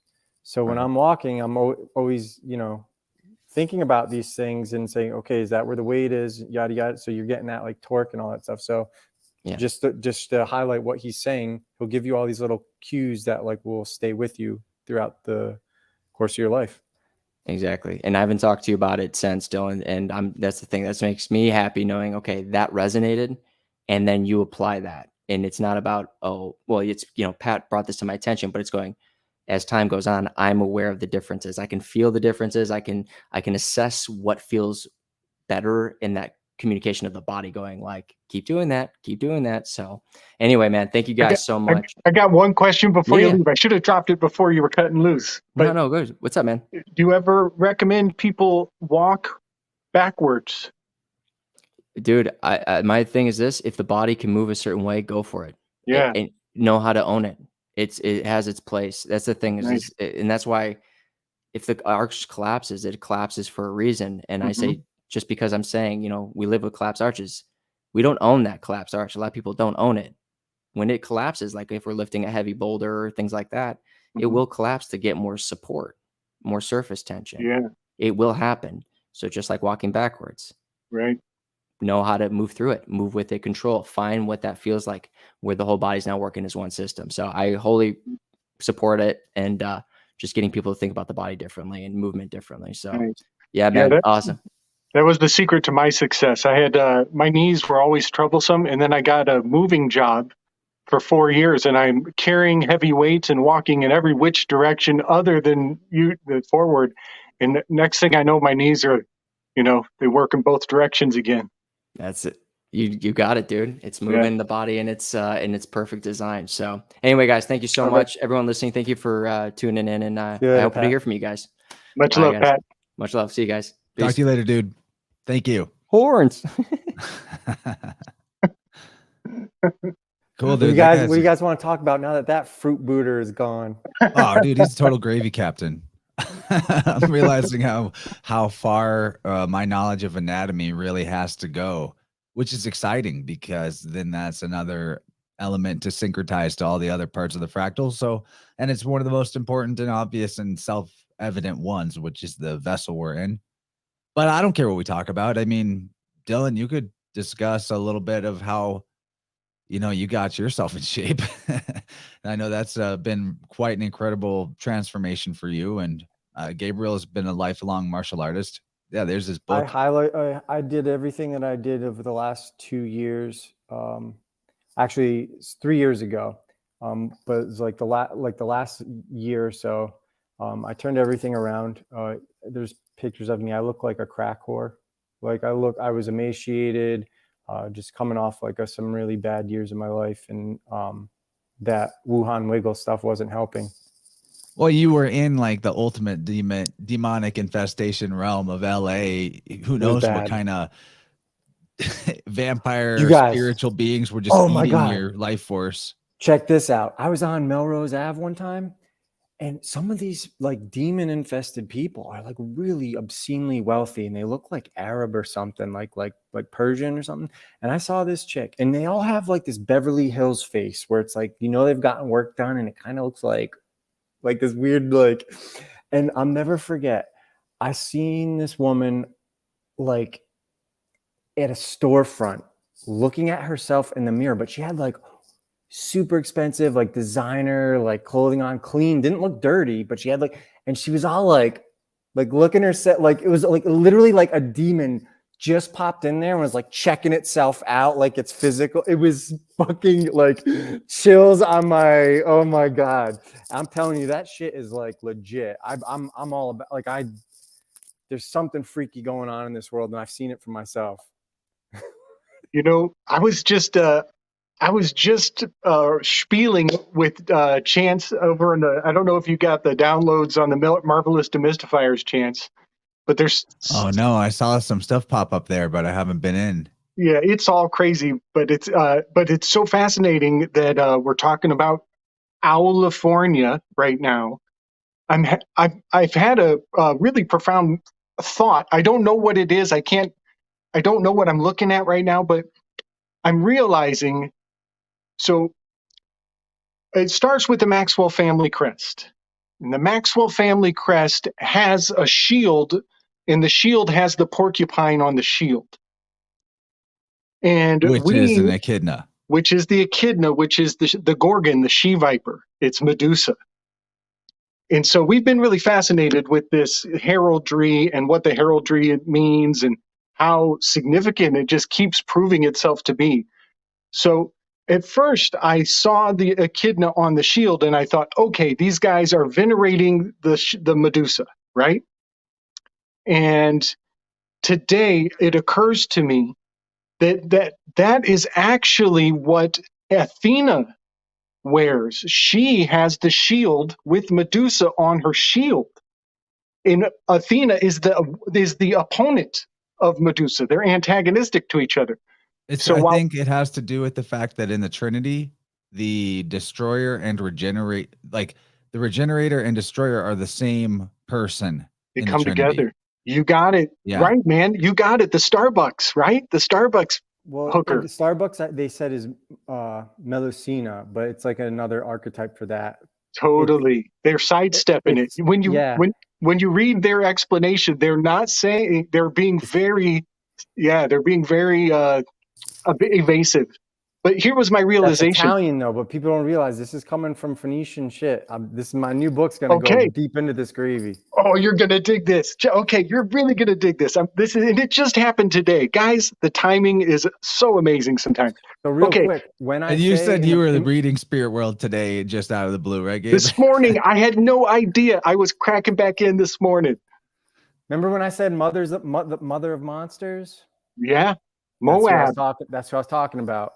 There's Yes. something in the Italian archetype, and it's available to us. I don't know Yeah. how to explain it, but when you do some like ayahuasca and shit, It comes to you, huh? you go right into it. Yep. Yeah, bro. Yeah. Okay. You're okay. This is so fun. All right.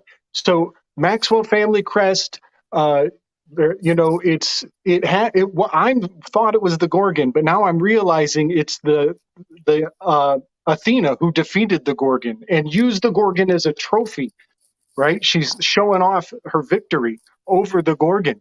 Well, this is tripping me out because I have always considered California, Owlifornia. The whole shape of the state looks like an owl. In Bohemian Grove, they're there venerating the owl. They're giving the owl all this energy. So that makes a pillar. That makes the pillar on the West Coast. It's Boaz. Bohemian Grove equals Boaz. The other elite retreat center on the other coast is Jekyll Island, which is Jakim. So we've got Boaz and Jakim, these two pillars. Owlifornia and Georgia is the Gorgon. And they just collapsed the two pillars when they moved. Owlifornia is now gone to Georgia. And so they fused the owl and the Gorgon. They've come together. And now Owlifornia you is mean in Georgia. the fact that Hollywood is now in Georgia? Hollywood is in Georgia. There's been an alchemical wedding of some monumental proportion. I can't even fathom what else I'm missing in these details. But yeah, the owl and the Gorgon have come together in an alchemical wedding, and then they kick over the guidestones on the day that they fire up CERN, and Mount Etna is popping off. Check this out. You'll love this. So if Sicily has Mount Etna, which is where Vulcan, the god of the volcano, is Hephaestus, volcano is Auriga, is all this lineage of Vulcan gods. And Sicily Janus, is getting, what's that? and Janus. You'll see them sometimes depicted with the club of Janus. Okay, or like that okay. hammer. Like there's a lot of weird shit like that. Right. Well, I just found out, I'm rereading some of the mythology, and I found out that Hephaestus got kicked out of Olympus 2 times. Once by his mama when he was young, and then he makes a comeback, and then Zeus kicks him out a second time. Well, the boot of Italy is literally kicking Mount Etna, Sicily. It's getting kicked. It's getting kicked away. And if you look into Sicily, there's like, so this is why there might have been an isthmus there, like a land bridge that got, because there's like a lot of lore about that actually being part of the continent at one point. Whereas Whoa. in Britain, because people have speculated, how did Britain get peopled if there wasn't a land bridge?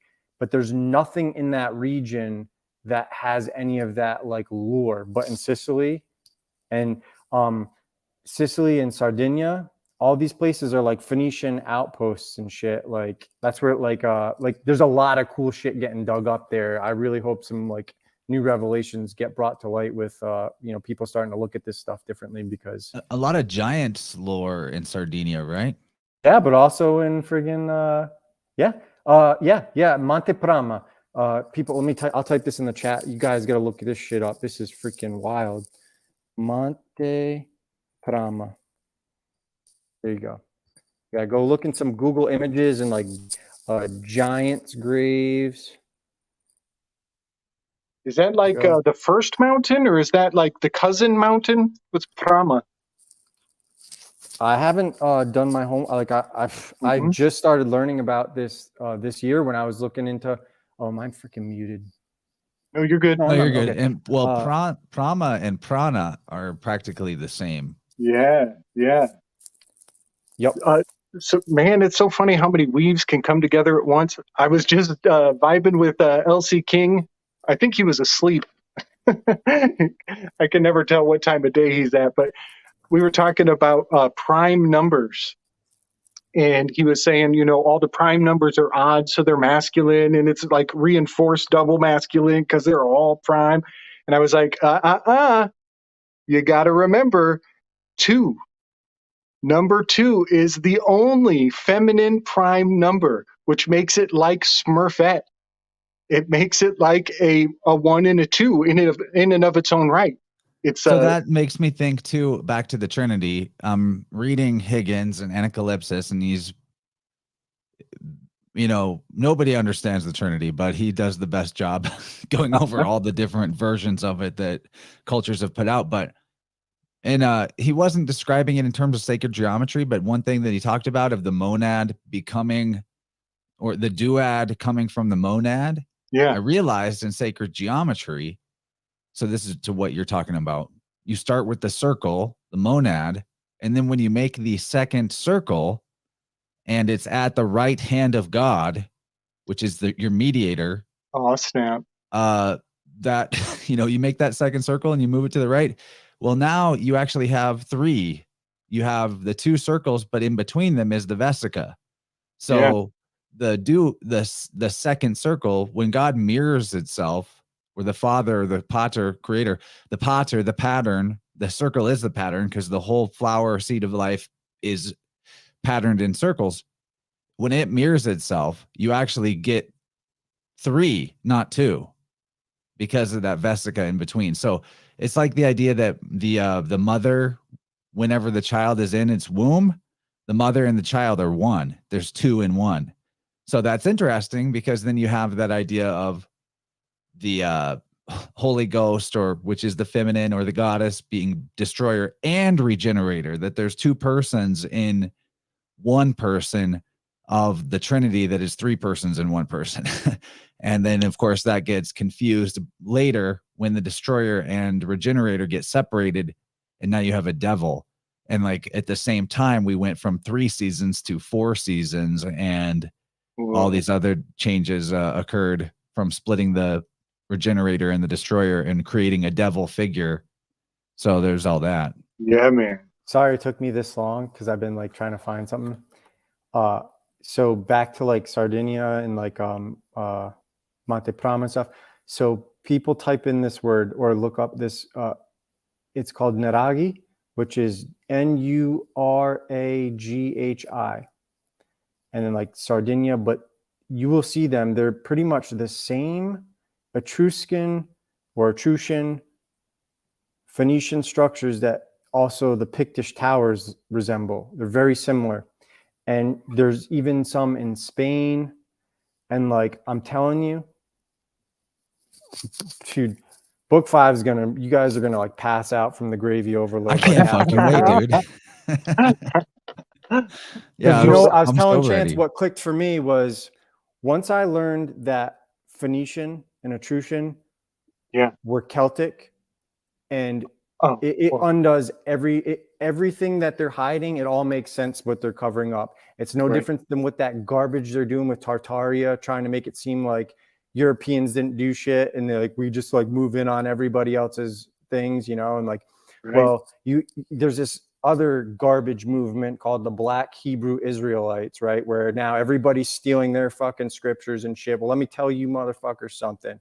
Ethiopian shares 500 root words with Hebrew. Hebrew gets its alphabet from Phoenician. Phoenician is Celtic. It has zero affinity aside from a couple words and a couple sentences with Hebrew. And Hebrew is not even a historical language that was ever spoken by a historical people. So again, it's more this Tartaria garbage covering up the ancient universal empire, which was all over the Mediterranean, North Africa, and European. Sorry, I'm not sorry. And I did not want to go here because I'm Italian and Venetian specifically. I have that Celtic Venetian blood, like that side looks Scandinavian, because like I'm biased. But the more I looked into it, the more I was like, this all makes sense now. That's why you can't they tell us that Etruscan is a corruption of Sanskrit. Well, how the hell is that possible when it has less letters? They tell us that Latin comes from Greek. But if you go back far enough, so let me elaborate that on that real quick. Just that Sanskrit, with the old Sanskrit having the 52 letters, but the same 16 base letters as the Greek that Cadmus brought, as the Celtic, as the Phoenician, as the Hebrew, that the same 16 letters are in the same order and even correlate to like the same trees and shit. So all of that. Obviously, the Sanskrit would be an improvement, not a devolution. A devolution doesn't add letters. Let me see if I can get you this gravy. There's a quote that I just saw today as I was editing. Go ahead, Gabe. Go ahead. Yeah, I was actually one of my more recent videos. I dropped the fact that that early alphabet was 16 letters, and the tower card is the number 16. That's the Tower of Babel. It's the foundation, the fundamentals.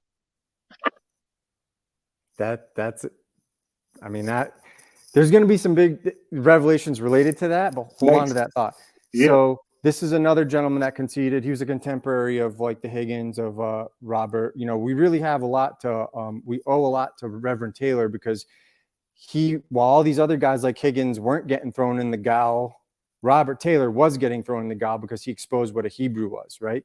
And it's the same word. If you look at it, Obri, Ibri, Iberian, Hebrew, The Umbrians. Umbri. And for people who don't know, Umbri are the culture before the Etruscans, which gave way to Rome. But even Betham conceded Italy was the first great colony of the Phoenicians, which improved on the state of civilization derived from their Tyrian ancestors even more than Carthage. I'm going to also drop some bombs about the Vulgate, Latin Vulgate. You have words in that have been obsolete before the Common Era. So why would it benefit anyone to put words that existed and were obsolete before Jesus Christ existed, before any of that shit happened, in that to make it look like a contemporary document? Doesn't make any sense. And going back to like, you know how they invert, like we talked about, like, you know, the shape of the plane or the realm we're in, they invert that. Well, they also inverted language. And so now historians can't actually research properly because they're so fucking busy they're so ensconced by the framework that the church and the Abrahamic and, you know, the freaking Hindus and the Buddhists and whatever else, they're all operating in this framework that's not real, trying to piece together in a chronological time frame that has been totally inverted. And if you go back far enough, you can see all the writers will concede that Greek and Latin used to have the same characters. And they'll say, well, Latin has some crude forms of Greek, so it must be like descended from Greek because the Greek is like more refined or whatever. But that doesn't mean shit. And the other thing that's crazy is the Greeks were like a maritime empire that basically Athens was a colony of whatever Egypt was, but they piggybacked off of the structure, the framework that was already in place by the Phoenicians, who are admittedly Italian, right? Etruscans are all that Cyclopean architecture and shit. It's all over Italy and all over the places that were formerly Etruscan. And so what you're seeing is them covering up this universal empire because it debunks everything they've taught us about Mosaic history, which is a fraud, because even in the framework of the most like philosophical culture, the first historians, if you will, with the Greeks, the earliest Greek writer to mention Moses wasn't until the latter part, like 270 AD of the 3rd century, right? So what does that mean? Yeah, and of course, it means if nobody parting the legit fucking Red mentioned Sea, Moses. if somebody was parting a sea in one of the most famous and well-developed parts of the entire world, you'd think that the word would get around and maybe someone would write about it. Not one mention of the Israelites. Now, because it's not historical. None of this shit is historical. The Israel is the constellations, right? Well, because Israel is Saturn. It's an old name for Saturn when Saturn was considered the sun.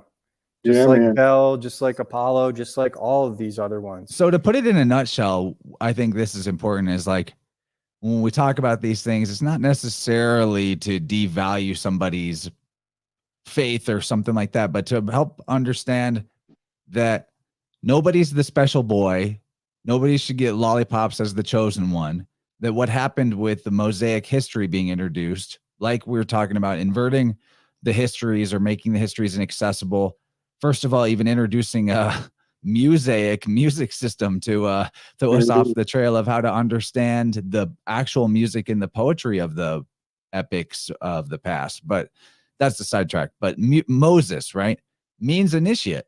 I mean, it's MSH, Mem Shen He. It means initiate is the same as muses who are writing the fates or the stories or the mythos. Yeah, man.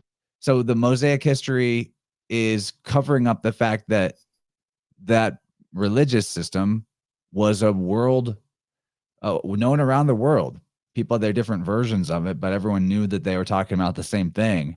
And so Christianity kind of gets validated, not invalidated, to take it out of the realm of the Bible being a history and put it into the realm of this is the one true religion, because it's the system that is based on nature and what actually exists. That you can, as Higgins talks about, what you can sense with your own senses tangibly, rather than ridiculous metaphysics and Samson beating 100,000 or 1,000 men to death with the jawbone of an ass, thinking that that's like a real thing that happened. My problem is that's in the stars. They're using this to destroy us, and all of us, even though we're all different, like the three of us, right? We're slightly different shades, right? But we're all European descent. They're coming for us. Yeah, buddy. They have, and when you see this, now the Tartaria thing was very recent, right? It's only the past couple centuries.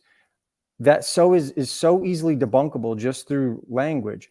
But when you see what I'm talking about, this is something that they're doing for a long friggin' time. Thousands of years, 2,000 years of darkness. They're coming at us, right? They're coming for the beauty that everybody created in Europe, whether it was the freaking cathedrals, everything. And they're inverting history and making it seem like we're just like these bloodthirsty people that go everywhere and colonize, right? That's why they use these hot They accuse colonizers us of what they do. You are bad. Your eternal victim consciousness. None of us had anything to do with that, and yet they'll use this shit to try to get us to give up our sovereignty and our way of life and everything else, so they can walk all over us and dominate us, because they can't beat us. This is strategy of beta males who can't compete on the battlefield. So they've got to invert our minds. They've got to destroy our families. They got to turn everything upside down, because that's the only way they can weaken our culture. And this is as serious as a heart attack, because we're going to lose our friggin' country if we don't, wake up. And if I got to break a few eggs to make an omelet, I'm not afraid to do it, man, because my family's under the gun. Your families are under the gun. This is not going to end pretty if we tolerate it. And if I've learned anything in the past, 10 years of my life, is you get what you put up with. And I'm not putting up with it anymore. Yeah, man. Passion means suffering, and suffering means allow. Brings a whole new meaning to Mark Passio, right? Yeah. The shining suffering. Even the word tolerance. I looked up tolerance. Oh my goodness. Not only does it mean how much poison can you withstand, it also means uneven weights and measures. It's how much you will allow the bank to tip the scales in their favor, which is literally mammon. Oh my God. So all this be tolerant. Tolerance is like the worst thing you could be. And mammon is an infernal spirit of the demonic realm. So the word tolerance has a direct correspondence with one of the seven fallen demons, which is a trip to me. That blows my mind that it's got a whole spiritual dark lineage behind it. I got something that I want you guys to dig into. I mentioned it in this latest book that's coming out, but I don't know for sure. But if you could pull this up, Chance, just so your audience can see, it's really cool. It's Piazzale, which would be Piazzale space Corporazioni, which would be CORPORAZIONI, and then mosaics. Because you're talking about mosaics, but then this is in Sardinia, going back to these Phoenician remnants.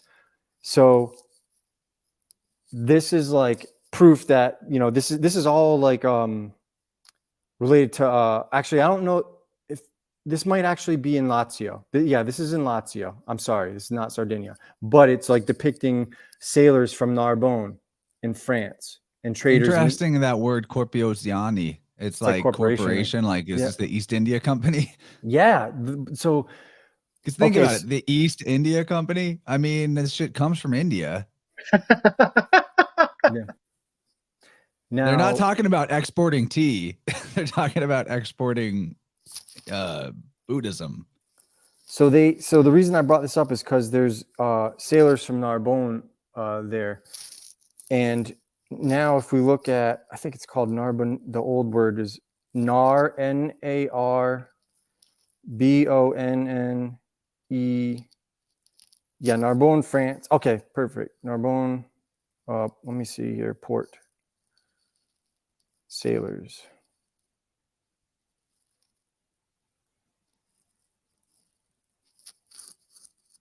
Phoenician. Sorry, I'm trying to figure out like what would be like. Anyways, let's say Narbonne, Phoenician, or Roman towns. If you look at, okay, that's perfect. A couple screens down. Oh fuck, where is this? There's like old Roman towns. If you just type in like Roman and like Narbonne, you'll see like all these old Roman. But what does this even mean now? Because what we're seeing. Well, I mean, just look at this one, dude. The square of the guilds or corporations. Mm-hmm. It's amazing. Let me see. So what I wanted to bring attention to, yeah. Okay, awesome. This is cool. So if you type in Gallia, Gallia, so now we're dealing with Gaul. But remember, to be Gallic is predicated on being a descendant of one of Noah's grandchildren, Gomer, the Gomerites. So again, we're dealing with the astrotheology. We can't even get like a real name of a people. But if you do Gallia Narbonensis, Narbonensis. Okay. Just that? Yeah, and just type that into Google, just Google search with like images. And you'll get like all these like old oh shit, maps. you're getting something different than me. No, there's like a let me see here. Sorry, this is live. It's okay. Live TV. Maybe just Roman. See what happens if you add Roman to that. All right.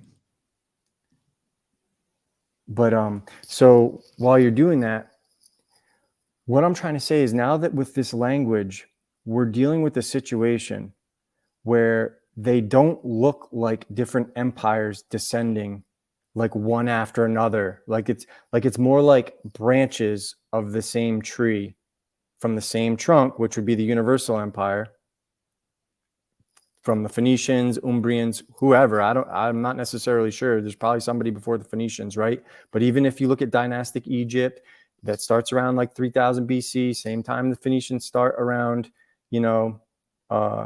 Lebanon and Syria and all that shit. It looks like that's what they're covering up. And these aren't like, nobody's like, it's like the Tartaria thing is to discredit the idea of the worldwide empire. Yeah. When it's like there is such a thing that went on, but it's a different origin.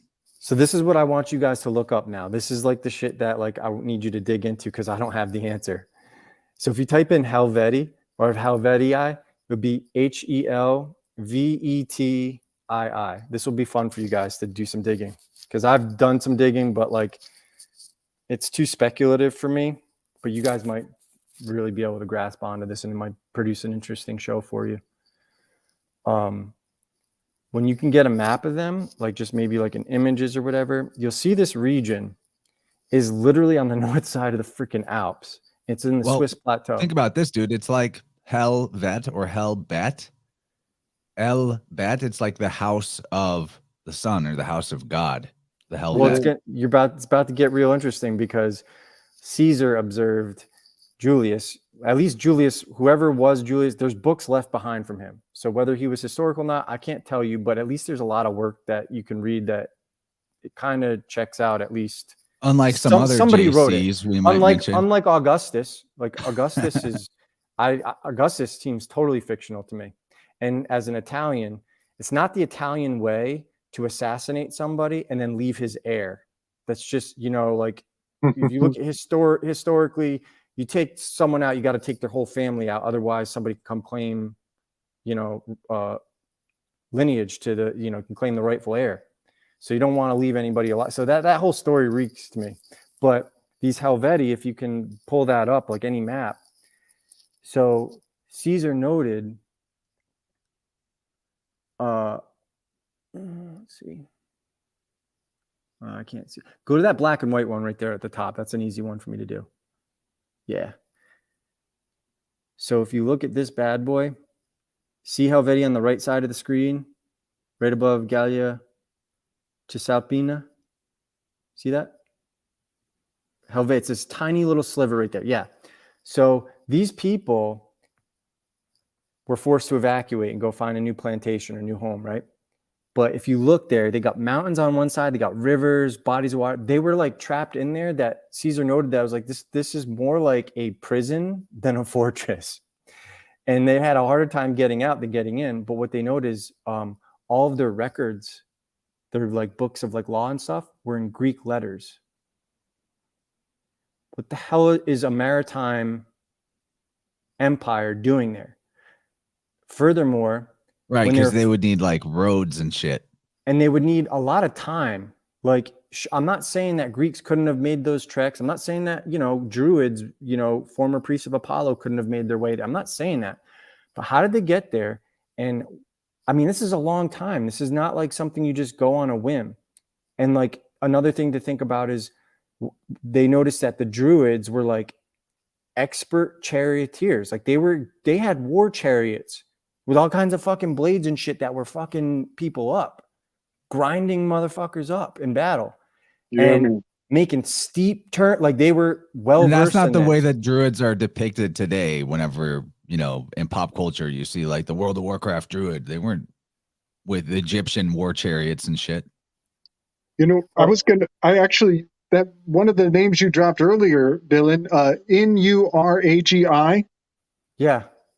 In Hebrew, the aleph looks like an N, and so N's are also in septenary are a 1, like the A. So that name is almost Auriga, the charioteer. Wow. Nuragi has all the ingredients of the name Auriga, the charioteer. I just thought I'd throw that since we're talking about chariots. Explore that deeper because you might get a clue. So my question would be for you guys to dig and see what you find there, because. Gabe, your pattern recognition's off the fucking charts, though. Gotta say, that's a good it's like one. Savanti. Yeah, man. Yeah, you got some autist in you for sure. I used to play with Mercury when I was a kid. I just want to harp on this because Caesar would have noted the Britons speaking Greek, and he doesn't notice them speaking Greek, but he noticed that those letters, those books were in Greek letters. So how did they get? And the reason I brought up Narbonne, France, is because Narbonne, they could have got there from that port. Like if you pull that up, like where France was, Narbonensis or whatever, Narbonensis on the see that at the bottom. So that would have been the port right down there, and that's like, for me, that's the most likely. But all that really stands from them is then you're going to Belgica and then Britannia. But would the friggin' priests of Apollo and people from Britain who like interchanged with like traded with the Greeks, would they really go all their way to make like cross that much land to that basically prison? So Helvetii, for one thing that stood out to me, was half of 80, which is 40, which is the old Fasti calendar. It's a Venus retrograde is 40 days, and we got all those biblical 40s. What do you got for the word? What do you got for the number 100? You got any cycles or any interesting things on 100? Yeah, we were just on that this morning. Okay. Yeah. Oh no, I was talking to you both separately about this because I don't know. I looked up a couple of different things. I think it's more simple than a cycle. Okay. But it just doesn't seem. But I don't think that can be ignored. Hekato and Hekati. Well, okay. So just to clarify, Dylan's coming from the perspective of a lot of the important numbers in the occult are really referring to large or small astronomical cycles, like your 72 years for a degree of precession, 600 years for the Neros, etc. Well, Chance, can you dig out the graphic I dropped in the InnerVerse this morning? It's a whole kind of, not to derail it, but too much, but it all comes from the $100 bill is kind of what got me started on this. And I took the Liberty Bell that's cracked in half, and I juxtaposed left and right, and I've got the bull, the image of the bull. This is this is Hathor. In some It's hard to people, like, because I don't want to admit this is real. Because it's like I feel like you're letting them borrow your genius by doing this for them, but it's there. Well, Benjamin Franklin. I mean, genius. That's the thing is like it's not a lot of this stuff isn't they doing it. It's like some other force coming through humanity. Right. So you juxtapose left and right. You go right along the crack of the bell, and you flip flop, and you get Hathor standing right in your face. And now this confirms. And they put the crack in the bell to like let you know this is the point to split it. Right. And this confirms old mythology that I've been carrying around. Some people believe that the story of Christ flipping the money changers was because they were putting the bell, the picture of the bull, on the money. And so I see this as a fuck you to the Christians, symbolically. And so I bring forward the picture of the bull, and then I start playing with all of the phonetics of the incredible $100 bill. And you just pull out all the fun wordplay, and it reveals this sacrificial ritual of the Hathor. And you look up the image of what Hathor looks like, and she is depicted as this castration tool, which I still don't know the name of. That's Mario's jam. I can't see that. Okay. Will you read? You want to read some of that to us, Dylan? He's muted. But also Taurus. The word Taurus is a 100 in the most simple of ciphers. I'm thinking about the food, the red. Yeah. Also, the charioteer is in Taurus. I didn't realize I was muted. My bad, guys. Okay. The charioteer is in Taurus, so the inventor of the wheel is in Taurus. The Auriga, the charioteer, is up there. So, yeah, it goes on and on. All right, I'm unmuted. Sorry. So it said Sancto Deo Bellaticadro, right? It's an effigy of Bel or Apollo. And so Bellatir Caris, right? You've seen this word chara. You'll see it all pertains to the sun. In Hebrew, it would look like HRS, whatever. Or they would translate it HARAS. It's your carpenter, which is your maker, which is your Vulcan. Yeah.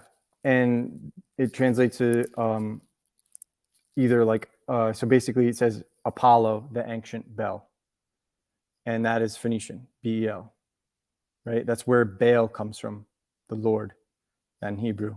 In Phoenician, it's just B-L. For whatever reason, the Hebrews use the ayin in the middle, so it would be B-O-L. Not sure why they do that. I'm not sure why they do a lot of things, to be honest. How many times have you seen them use Aleph and it's an A and they put it down as an E? And you see that this freaking language is a total inversion, and it's a product of a modern era, which is why it's squiggly. You need an actual like modern tool to write that. Yeah, I say that all the time. It looks like a retarded child was told to create a language. Letters. Yeah. There's nothing practical about like actual. It's not real. Like no one wrote that. It's a code language. It's a cipher language. And that doesn't mean that the system's not in place, but it's not a historical people. It's not a historical language. And if you look at like these old languages, like the Phoenician that it takes from, or the Etruscan, or the runes, they're straight lines, or the Agmius, another Phoenician deity, which is their Hercules, if you will. It's like straight lines, right? Like it looks weird. It's like because they're using a chisel, or if it's in wood or whatever, it's a cuneiform. A knife is pen. Like this too. Yeah, or the cuneiform in like wet clay. Yep. They're not. They don't have the time to. This requires a lot of. And this is my beef with the Sanskrit and Tamil, because it's so pretty and like round. It requires like a serious expertise to do that shit. The average Joe, and even like the bottom rungs of the priest class, is not going to be having the wherewithal and the skill to do that shit. That's my take. Speaking of Tamil, which is a region of India, the vowel switch there, that you bring up in a Godsaker, that it was before it was Tamil, it was Tamul, like the I at the end was a U. So it's like they needed to change that vowel in how it was written so that it wouldn't be as obvious that Talmudic Judaism and comes from Tamul. It's like right there. That's fun. They pervert us with things like the Torah and shit like that, but it's clearly it's Greek, Pentateuch. It's why no serious person that's a non-Jew mentions Moses prior to the 3rd century, the end of the 3rd century AD. Guys, Yeah. it's not real. This is what I'm saying. Like, they've inverted history. And by doing this, they had to do it to legitimize their right to rule the ruling class. Yeah, and even when I talk with my friends who are like Jewish or would call themselves Jewish, I'm like, well, what's your actual ethnicity? Like, where? And they're like, I don't know. My parents just say we're Jewish. And it's like, you guys realize you're being deprived of your fucking heritage for the sake of religion? Like, wouldn't that piss you guys off? It would piss me off, right? It's like that's the thing, is like, this is the knowledge. It doesn't have to blame anybody, but it has to remove this yoke so everyone can stop being a victim. So you can stop blaming everybody else for your problems, right? You expect me to believe that like wandering tribes are carrying all this advanced mathematics, advanced temple building skill set, advanced astronomy, geometry, all this other shit that is required for this stuff, and they're just like shepherds, herders? Oh, hell no. Bouncing around from place to place as they get kicked out? Yeah. No, not work. No. You know, And this is the ancient universal empire that I'm getting very fucking close to it, but there's only so far you can go back. And there's a lot of shit that doesn't add up, like Greek letters in weird places at times that they were not that advanced in the, there's just a lot of weird shit. What's valuable about your approach that also, this is the way that I am now researching as well, as much as I can, is that you're looking at things that are not grabbled like remaining artifacts that are physically there with physical inscriptions. What is it actually got on there? Language that holds on to phonetics and key root sounds that can't really be taken away without taking away the language itself. So, modern writers, modern thinkers on the occult, they tend to expand the archetypes and the mythos and like give it sprawls, it gets bigger and bigger. The data gets bigger. Now we have big data. By the way, data is a name for Buddha. DATTA, one of his many millions of names. Anyway, my point is that like when you go this other direction, going back to the most original and incorruptible sources you can, which are like the physical artifacts or the language itself, you find that rather than sprawling out and expanding and getting more confusing because of how vast it's getting, things tend to resolve themselves into fewer and fewer archetypes that become very universal and evidently universal. Like all these gods and goddesses, they resolve into a trinity that resolves into a one god. And it's very helpful. You know what got me on this kick? Friggin' this collection of letters I found.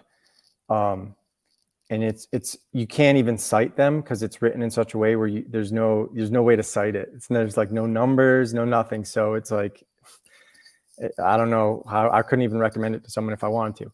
But what you have is there's something that you can cite, which is this gentleman named Lionel Wafer. And he's an Irishman that spoke the Highland language, the Old World. And this is in the 1600s. He got left in Panama with the Darien Indian tribe because some guy was fucking around with gunpowder and it went off and like singed his leg to the bone. So they couldn't take him with him. They left him with the Indians, and so the Indians healed him by putting he said they would chew some sort of herb or whatever and put it on plantain leaves and then cover it, and eventually like he said you could see the bone in his leg and it regrew in a short time, at no time at all. And within a month he could speak their language.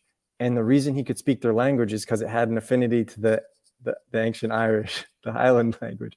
Now, the church people got wind of this, and what some of these guys did who were in Britain, they wanted to use this. They were like, the fact that these people have an affinity to the Irish language, well, we can use this to prove that all men are in fact descended from Adam and Eve. So they wanted to use it for that.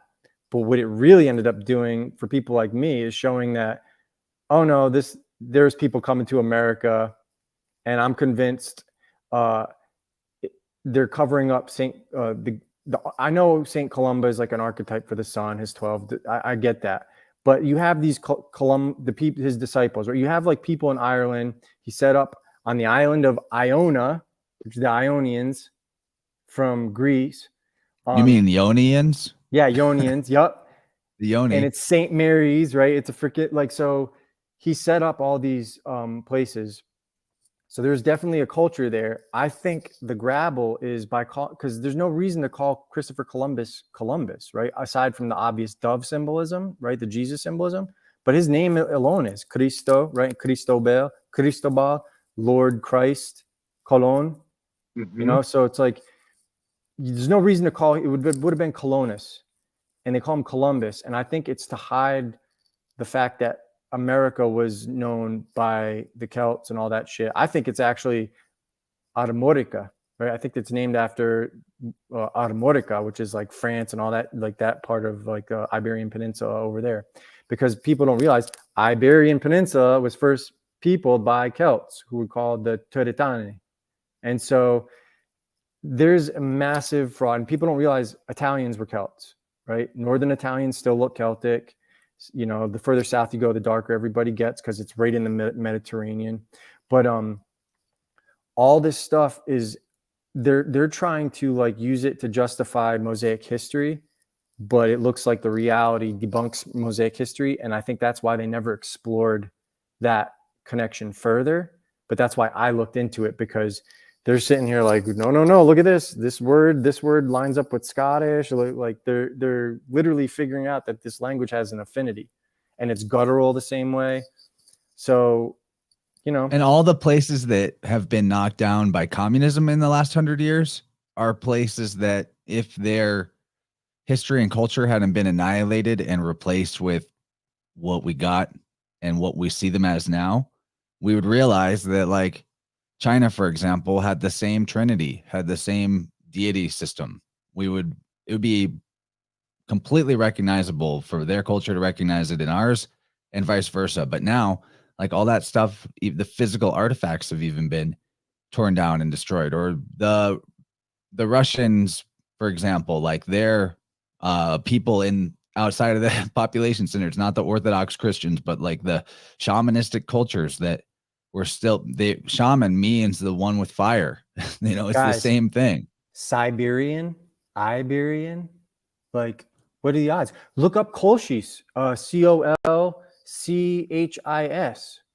Oh, look, think about in It's also Iberian. Think about Poseidon. It's Po and Don. It's a Lord Buddha. Po is a name for Buddha. Yeah, that's funny. I've never even thought of that. Yep. Nice.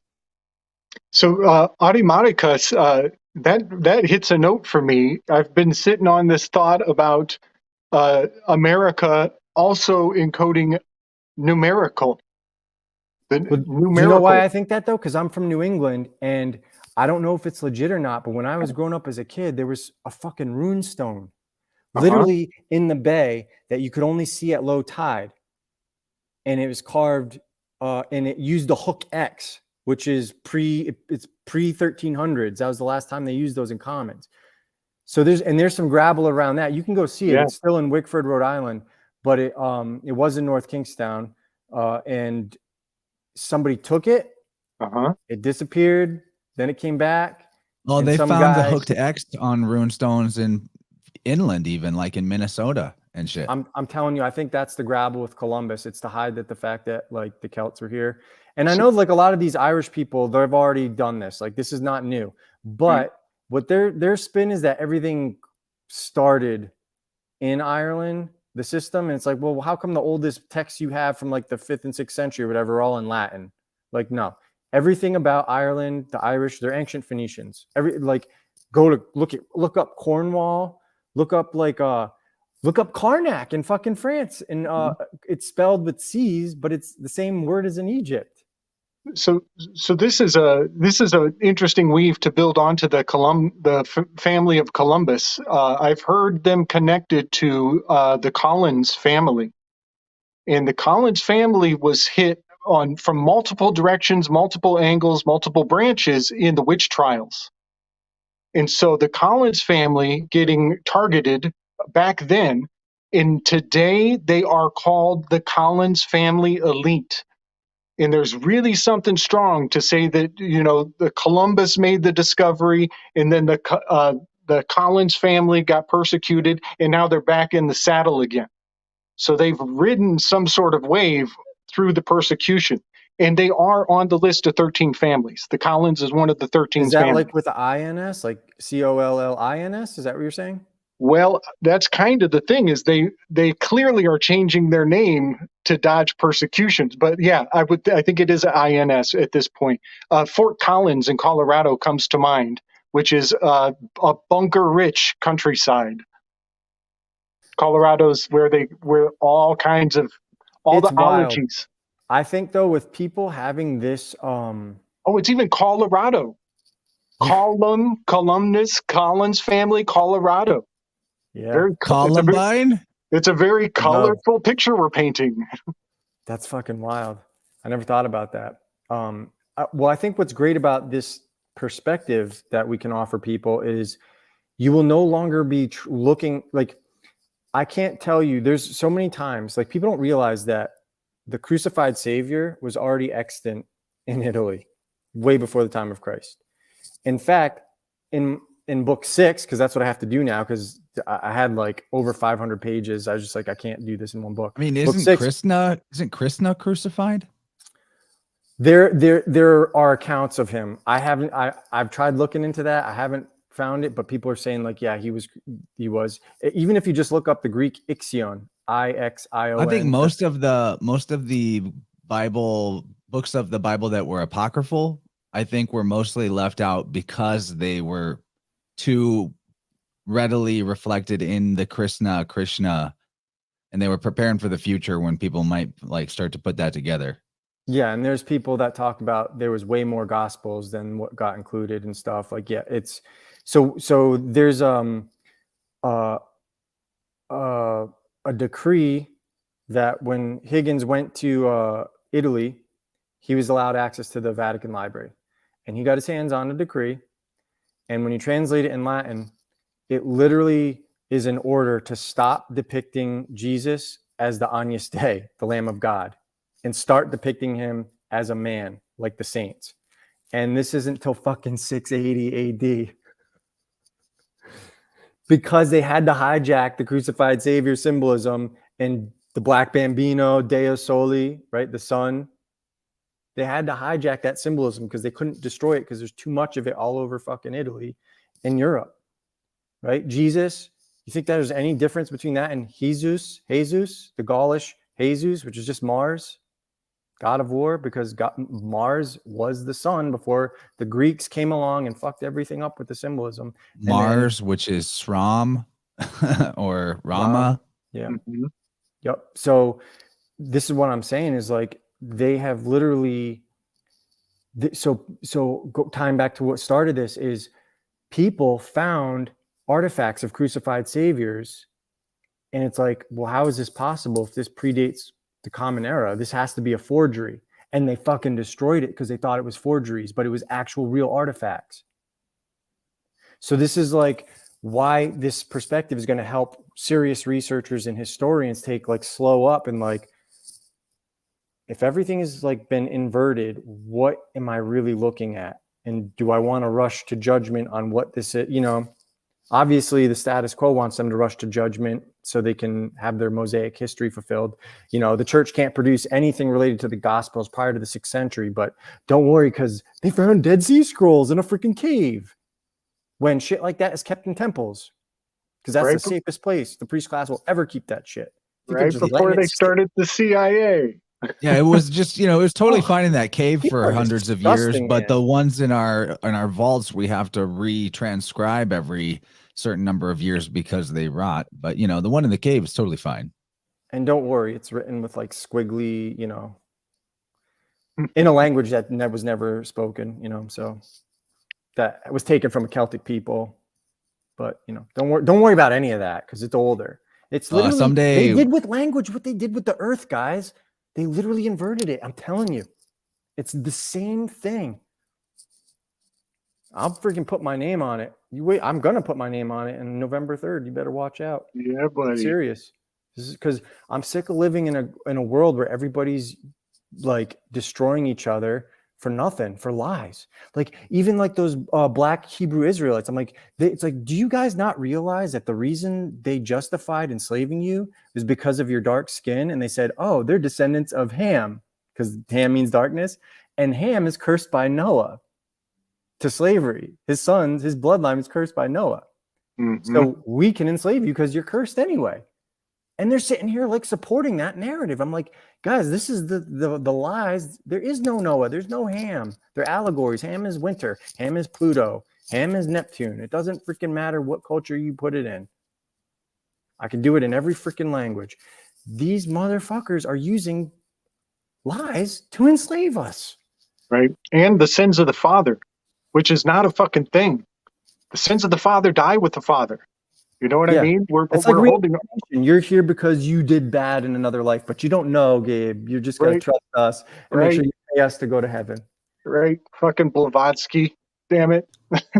Yeah, and so also with one thing that comes up constantly as pushback against this perspective in research is that people feel victimized by their chosen favorite baseball team, culture, being like, oh, but no, we're the special boys. Our stuff over here is authentic and cool, and like it's different, and I like this stuff, and my version of the God is cooler.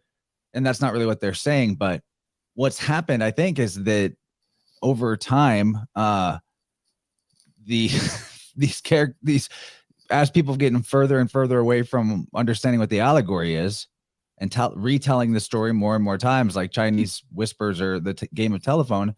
Now it's like there's an entirely new version of Apollo or Artemis or any of the characters, and they're fictional characters, and it's like we're fighting over which Lord of the Rings character we like more. Yeah, and that's cool. If you want to build your life after something Gandalf said, because it's deep, profound allegory, that's great. Just don't. Let me say this, dude. Historical. I did a thing to like meet spirit guides one time, and it was a very psychedelic inner world journey, and I wasn't on psychedelics, but I followed a process to like meet spirit guides. And you know who I met? I fucking met Gandalf. And I interacted with Gandalf the way that people talk about interacting with Jesus or Buddha or whoever. So like, I'm not disputing that people have a relationship with some of these characters or archetypes, or like what they've become as their myth has evolved and gotten further from the original intent of the allegory. The point is to bring us all back to like a baseline true universality of the language that is rooted in what nature actually does and what's observable in nature, which is the sky clock, which is the seasons, which is the sun and the moon and the pole star. And then like from there, our cultural differences are great. Our mythoses and our stories and how they guide our morality, all that's great. We should have those differences. Those differences create charge and help us, advance as humanity, but not like it's not an attack on somebody to be like, okay, but where this name comes from of your favorite character and like what the original allegory was is the same as this universal system. I'm not taking away the value that it's gained from its further development as a fictional character and its new levels of allegory. It's like it's not just one thing. We're hopefully helping people see the origin of the system so that they're not caught in the grabble of things like you just said, like they're descendants of Ham because they have dark skin and thus they're cursed, so we can enslave them. That shit has literally happened. Actual consequences in the world have happened because people took allegory as literal. Chance, that story, it happened to you with Gandalf. So it's true, right? Subjectively true. I talked to Gandalf. It's true, but it's not historical. And that's what I would tell people. It's like, I'm not discounting your spiritual experiences. I'm not saying this shit didn't happen to you, but it's not historical. Okay. And that's where there's a huge disconnect, is like people are saying like, it's almost like they're worried that like you're trying to say like they're crazy or something for having these visions or whatever, or these amazing dreams where it's like they check out. No, I'm not saying that's not true. I'm saying it's not historical. And that matters a great deal when you're trying to find out what we are. You guys, this is it. We are at the time where we are, this is the last opportunity we are ever going to have to actually be able to research our past, expose it, and actually get a more accurate picture. Because the reason I made books like this and I make almost no money off of them, and color printing, everything else, because it's getting harder and harder to find this shit online, because they're changing the search engines. Yep. They're wiping everything, dude. It's the trash. We have to take massive action now to expose this shit, because you can already see these you can already see certain sentiments getting drummed up, and a lot of people are going to get anger directed at them that had nothing to do with it. And so for me, it's like, let's expose the system. We can lift the system. You can let go of your fables. You're not a historical. None of this shit is real. Let's let it go and let's move on. Let's heal. Let's forgive each other. None of us were alive when all this shit was happening. Get over it. Stop being a victim. Nobody owes you shit. Yeah, man. And another way to think of it too, even though we have all these different stories, mythologies, and all that, morality, is more universal. Right and wrong is pretty self-evident. But on top of that, when I got into doing biofield work with people in sound, it occurred to me that, and it's okay, this isn't like a commie way of thinking. This isn't saying we're all one, we're all identical. It's not that exactly, but that we're more the same than we are different. And that's actually helpful to recognize that no matter what is depicted in the painting, the same 7 colors were used to paint it, or a spectrum between those 7 colors. And the same is true for these mythologies. Like, let's get to what the actual chromatic palette was that this was all depicted through. It's helpful, then we can understand each other's paintings better, actually, and appreciate the difference and all that. But yeah, it's let's let go of what's not historical and let it be subjective. Let the value remain in the subjective world. It doesn't take away the subjective value.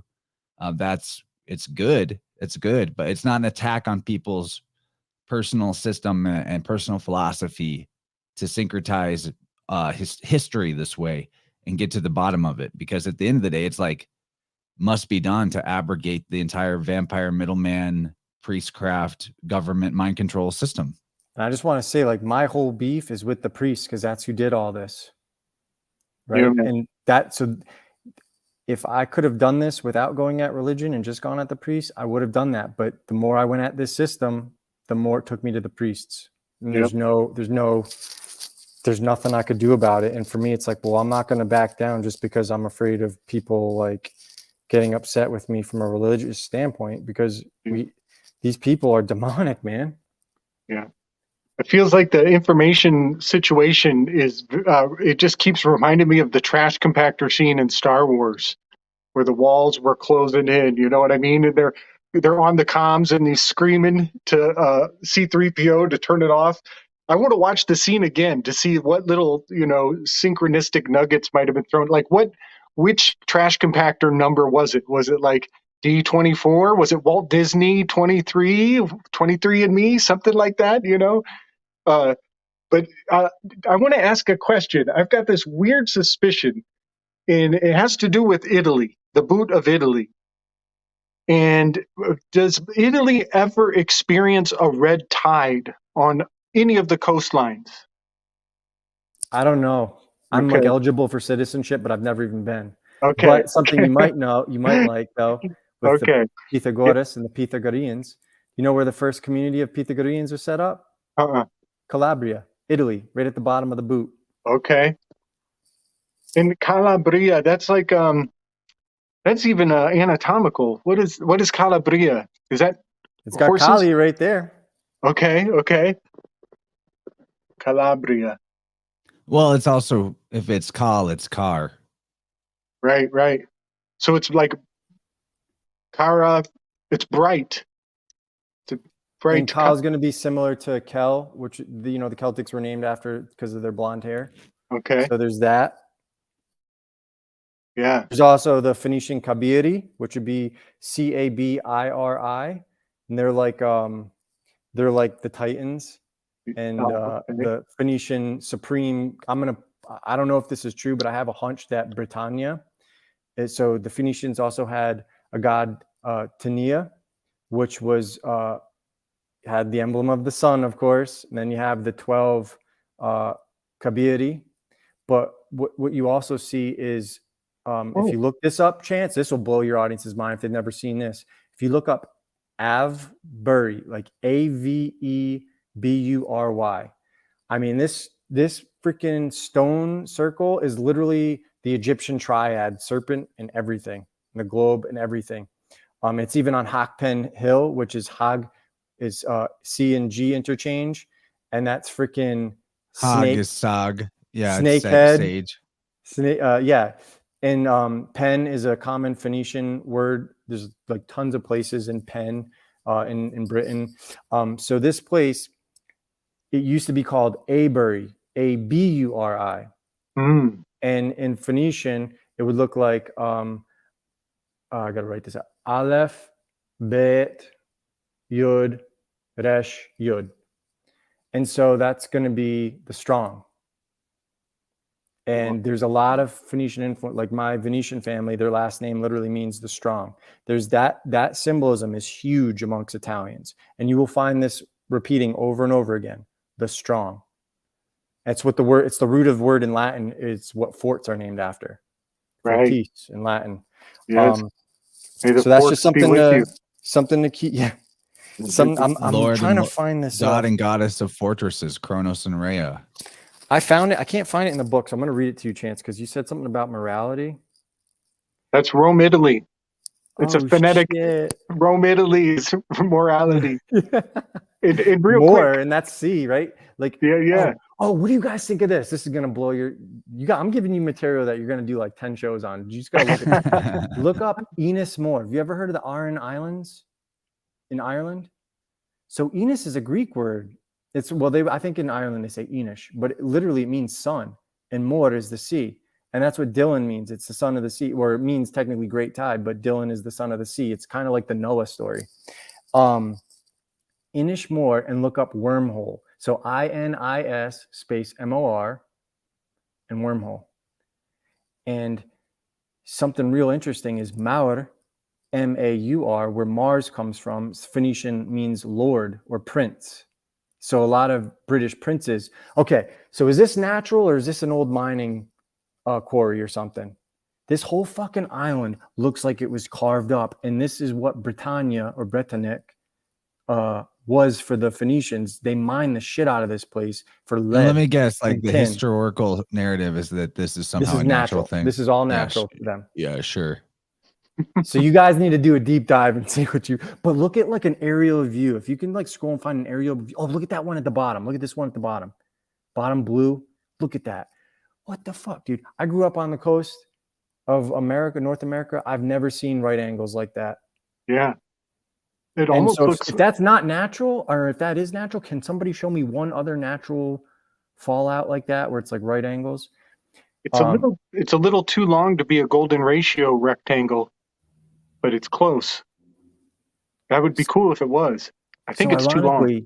My lady had this idea. She's Irish, actually. She's saying that they might have chiseled this shit away to make it so you can't land boats there. Because like the whole coast is like, if you look up just Inishmore in itself, the whole coast is like cliffs like this. And so if they weren't mining it, what if that was like their natural defense to keep people from being able to land? That is sophisticated. Wouldn't that be cool? I never thought of that. She had that idea. That was fucking awesome. Cool. Higgins wrote, Chance, just because this is going back to this, like, how is it possible? He said it was very possible that the moral doctrines of two races of people, totally unconnected, may be the same or nearly so, because the true principles of morals must be the same. There can be only one true morality, Mark Passio is a good person for that. And each, without any connection, may originally discover the truth. But it is evidently impossible that such artificial regulations and peculiar opinions, as will be pointed out, could have been adopted by two races of people without some very intimate connection existing between them. Like, I'm talking about all this shit like circumcision that's found in like sacrifice, burnt offerings, yeah, cruelty. all this weird shit that doesn't have any power in real life. It's all like people say, well, there's no scientific validation to any of this shit working. It might have some sort of spiritual effect. Maybe, okay, maybe it's part of a trauma thing, whatever. But for these cultures to have all these weird stuff, it's like that movie As Good as It Gets with Jack Nicholson, where he's got to like, you know, wash like 3 bars of soap, tap the counter 10 times, spin around 10 times before he can leave, because otherwise his day's going to be fucked up. That's how asinine it is to have some of these rites. Right? It's And they're all hygiene. over the world. And it's Well, only specific priest class people. The thing is that it actually could have some serious hex power to it. But they're not self-evident things. And like, there's nothing self-evident in nature that would say, do this, then that. Like some act of cruelty against a defenseless animal in terms of like a blood sacrifice would lead to generosity from the land. That's not a self-evident thing. And so well, with that, I would kind of argue, because what they did notice is like after battles and shit, when like stuff that like things grow better where blood and shit has died. Oh, that's so a good point. That might be why they would do that. But like still like favor, or it from might the be because gods, the priest gets a free lunch out of it. Yeah. I think that might be you the better biggest bring me that reason. ram. So yeah, all that hygiene, that's the excuse they still use to this day, is like for the sake of cleanliness. Yeah, for the record, I'm not circumcised and I've never had any infection, whatever. So yeah, that's what blowjobs are for, man. That's why like, God invented blowjobs. Like it's such an inversion. It's like, I feel so sorry for the people that, so my doctor, my pediatrician, he was from England, Dr. Wallace, God bless him. He was this funny guy because his one of his best friends got circumcised as an adult. And he was like, dude, before circumcision, sex on a scale from 1 to 10 was a 13.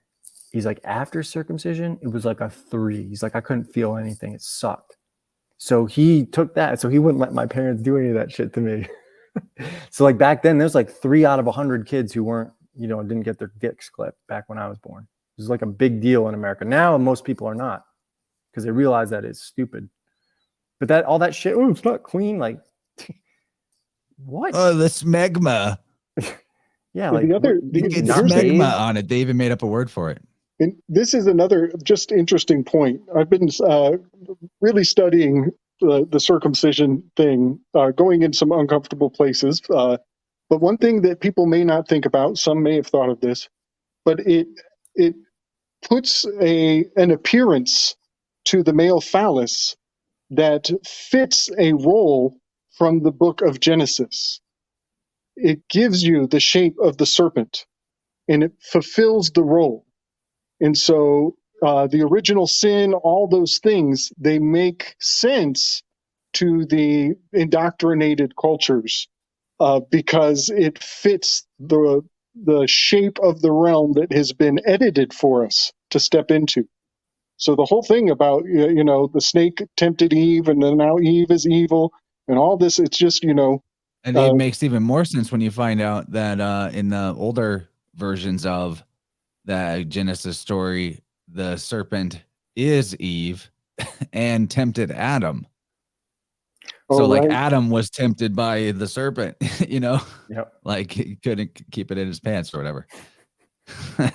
But since you just brought that up, because one of the things in Genesis is the word Bereshit, but it would be the root of that is Reshit. Now, this is interesting because wisdom. Yeah. And that's not even like, you only have to go back to the 1100s, right? The Targums of Jerusalem, Moses Maimonides, right? They'll tell you that means top, head. Same with arche, is in wisdom. not fucking in the beginning, right? And so Rashid, that root is going to be Raj, R-A-S, but it's also Raj in Rajputs in India. And if you look up Rajputs, R-A-J-P-O-U-T, Put is another name for Buddha, right? So it's the royal Buddhas, right? That history again is another fucking thing that they can't account for. Go look at all the scholars. They don't know their ass from their elbow on the origin of the Rajputs. But the Etruscans or the Turians, they called themselves the Rasena. You see that Ras, wisdom. You'll see it in it's Arabic, an Ethiopian Rashid. thing too, Ras. And if they can't Arabics account for are Rashid. Al Yep. Rashid is like Yep. honorific for them. Yep. And so if they can't account for it, but in India, but you can account for it in Italy, are we looking at shit coming from the East, or are we looking at shit coming from the Mediterranean? Like, I think at some point it came from the East because they just have more people, and it's like I just suspect that it originally came from it. But what we're looking at in the Mediterranean, Egypt, all that shit, it blossomed into its own thing and then went back to the East. So as far as we know, that's why they don't have any history over there, right? And you know, how the intimacy between the Chinese and the Romans and all that shit is really interesting. But if you know anything about the celestial Chinese empire, they hate foreigners. They don't let people in there, right? The only time they let people in there is when the British showed up with their fucking warships, and it's like, well, we're landing in this port. What are you going to do about it? And The Brahmins are the same way. The Brahmins don't want outsiders coming in and corrupting their system either. It's to their it's to their detriment, but it allowed them to preserve their culture. So it's like a give and take. But there was a lot of like filth and stuff. Like even reading accounts on like Asiatic researchers and shit, like people who were doing missionary work there in the early 1800s, like literally, like it's a ass backwards culture, dude. And you expect me to believe that all this shit, all this like incredible architecture, all this stuff is in Europe, comes from them, when we go back to where they come from, and it's like they've got a couple temples from like 1,000 years ago, but nothing really exceptional matching. Like then this, if you look at Egypt, there is all kinds of temples there that don't have the hieroglyphics on them. None of the major pyramids, including the biggest and most impressive ones. This is what they're hiding up. There is some sort of culture, whoever that is, but it is admitted even by bishop. Like there's a bishop that admitted that architecture that's called Cyclopean, right? That's Phoenician, Pelagic. So they're covering up some. I don't know the extent of it, but as I bring it to guys like you who are much more versed in other stuff, like I'm not an architect. It's not my forte. I would love to go to these. Like if this takes off with the next month when I put it out, I'm going to be saving money to go travel to these sites, because the last chapter is called Universal Frozen Music, and I detail all this architecture all over the world that you guys can look up and start putting some things that, you know, it's not in my scope of experience to understand. Namely, are they fucking softening stones to whale blubber to get them to like cut in and be, you know, and they have like a small window of time where then they can put them in what you see in fucking Machu Picchu or in like Egypt, right? Because the Incas built on top of it. They didn't know how to do that shit. If you look at the Spanish accounts, when they're trying to figure out how the Mexicans built their temples, the Mexicans don't know. They're still using weapons made of cane. They don't have tools hard enough to do that shit. They don't have any proof or evidence of using pulley systems. The sharpest thing they made was obsidian hatchets and shit like that. And these things are like advanced architecture, same blueprint as the Temple of Belus or Jupiter, right? And you're seeing Greek and Egyptian influences there. And I think the reason the Mexicans trusted the Spaniards is because they thought they were the Phoenicians returning. Mm-hmm. And they didn't realize that they had to be destroyed by the Inquisition because their entire culture debunks Mosaic history. Yeah. And for people who don't know that, look up the Jesuit accounts. They knew that the Mexicans spoke a dialect of corrupt Hebrew, they called it. And they said it's because they're of the devil. Literal Jesuit. That's how they write this shit up. Wow. And the devil came and gave them these things to confuse everybody and make them think Christianity was not an original transmission from God. Yeah, man. Anytime something doesn't jive with the church, it's because they're of the devil. It's because they're demon infested. And I know I can kind of do that now sometimes with like calling some of these people demon infested. but I really think they are demon. Well, I mean, that's what they do. I'm not gonna lie. Some of these people are left. freaky. Like The left accuses others of what they are. I do think we're dealing with a demon infestation. I agree. I think the predator nature against like children, the inversion of everything. I think what's going on is like with drugs, with junk food and all that shit. It's like you're in like a rowboat in the middle of the ocean and you go for a swim, but you get separated from your rowboat and something else from the ocean pops into your rowboat and it's like, and that's why all they care about is like this was the biggest thing in Hollywood is like, you guys are worth millions of dollars. You could make the world amazing. You could get rid of Skid Row. What's with all you billionaires doing absolutely nothing? And all they care about is sex. Literally the most lowest minded. It's like, you can already get everything you want. Why are you talking about it so much?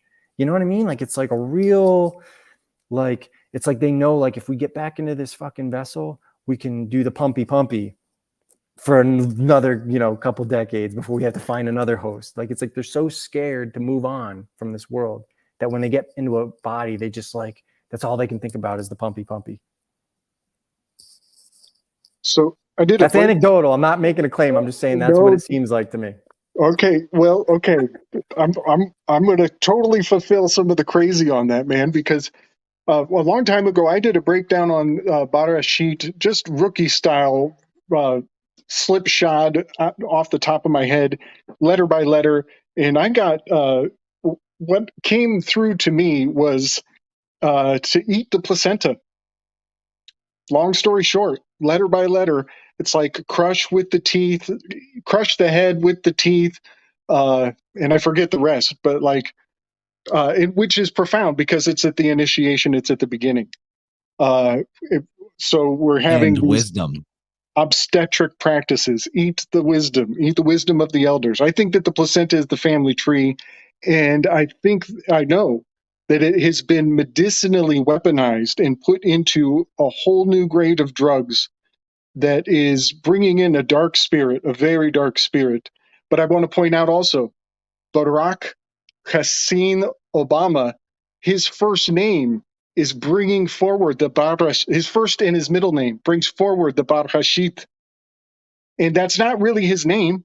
That's not what that dude's name is. That's the name he's wearing. That's the persona he's donning. And so I do believe that the elites at the very, very high levels are consuming drugs that are infused with sacred fluids, and that there may be some very dark results from that. Well, they always have. I mean, and menstrual blood was also, especially and also the blood of the afterbirth. It was called the Starfire. It was like a looks like the tree of life anyway. That's right. Exactly. So there's something to that too, in terms of some kind of knowledge transmission. That you've danced around. You're going to have a revelation with this latest book. I'm not going to tell you, but you've danced around this. And it's why all these sun gods, they're all related to bringing forth. There's always like a father of the letters, right? Whether it's Thoth, right? Whether it's Liber Pater, the book, the father of the book. There's a bigger revelation that you guys, I haven't heard you say, but you've danced around. I'm not going to say it. Is it the labor, the fruit of the labor? Well, let's just say, they're hanging on world trees whose fruits are the stars. It's all related to everything, but they always bring forth letters. And what is Alpha in Phoenician? The tree trunk. So I'm just leaving, just a tease, just to give you the wheels are going to be spinning. It's all placenta for me, man. Even Antarctica is placenta. You look at the shape of that continent, the shape of that continent, it's a freaking placenta.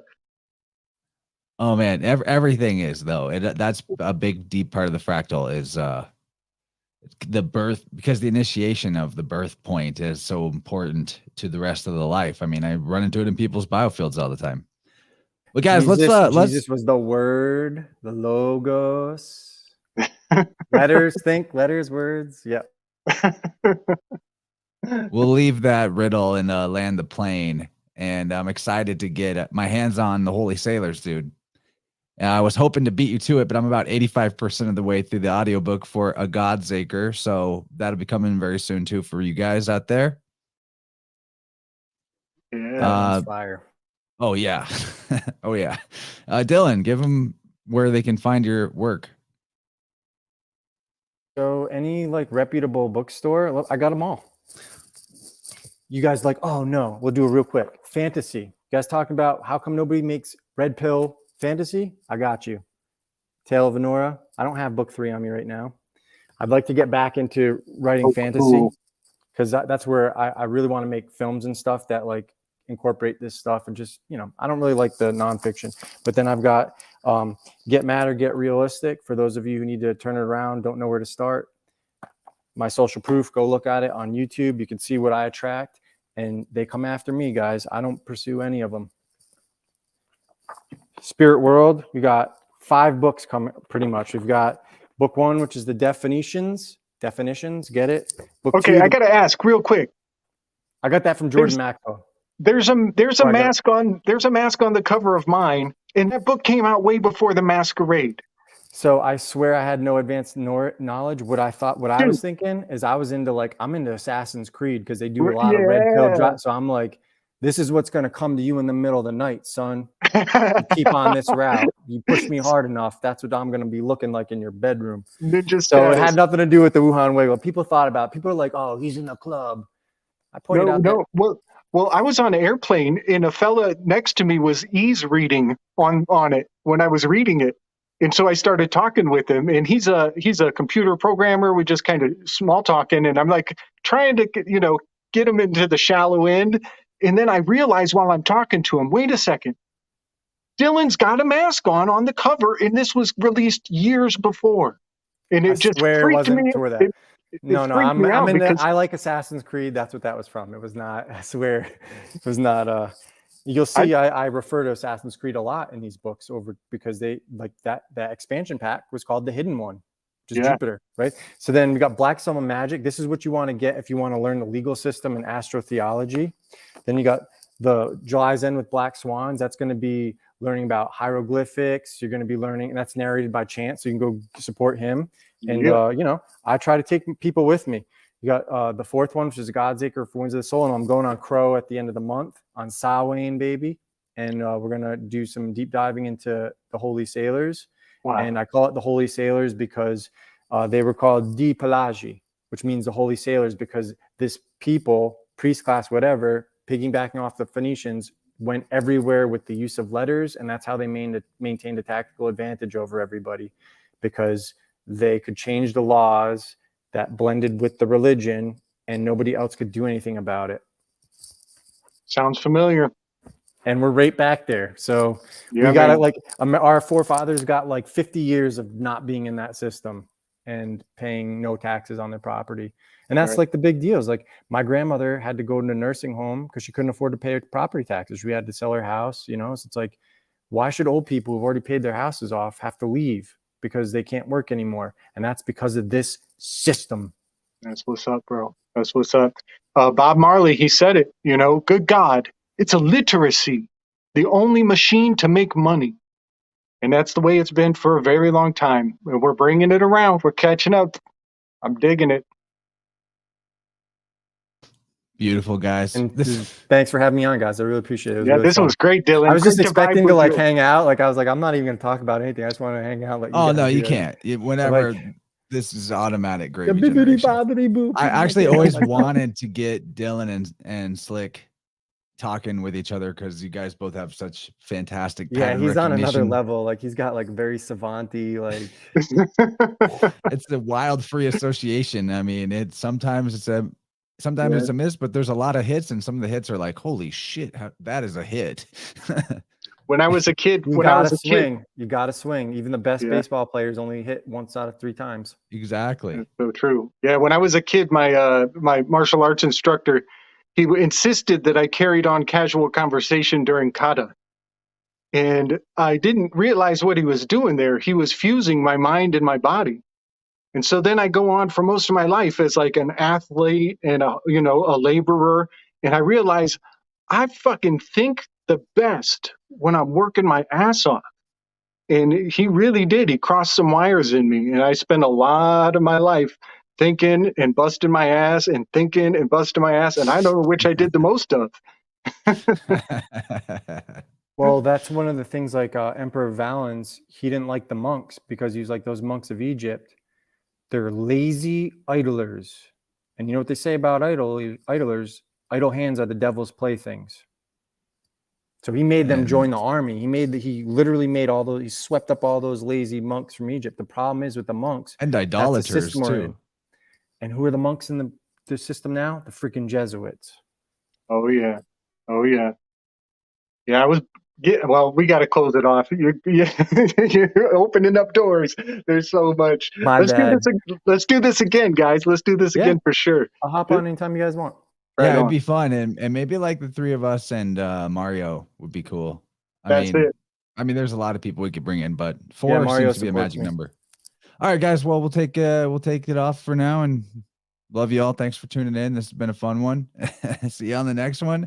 Oh, let me announce. Speaking of Mario, we are doing a live InnerVerse on Sunday night. Me and Mario. We're gonna be decoding this crazy artwork from this ancient esoteric book with the muses and chaos are kind of the theme going into this, and Mario's giving away a print of the plate that we're analyzing as well, so stay tuned for that. But it's going to be Sunday night at 8 p.m.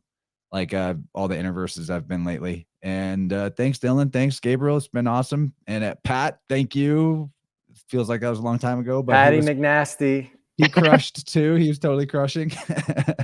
This is like a really nice meal this episode. You have like the body stuff, the practical stuff, and then like the esoteric out there stuff. Like this is perfect. It's all related. Body, soul, mind. It's all one thing. Everything's everything. All right, good night everybody.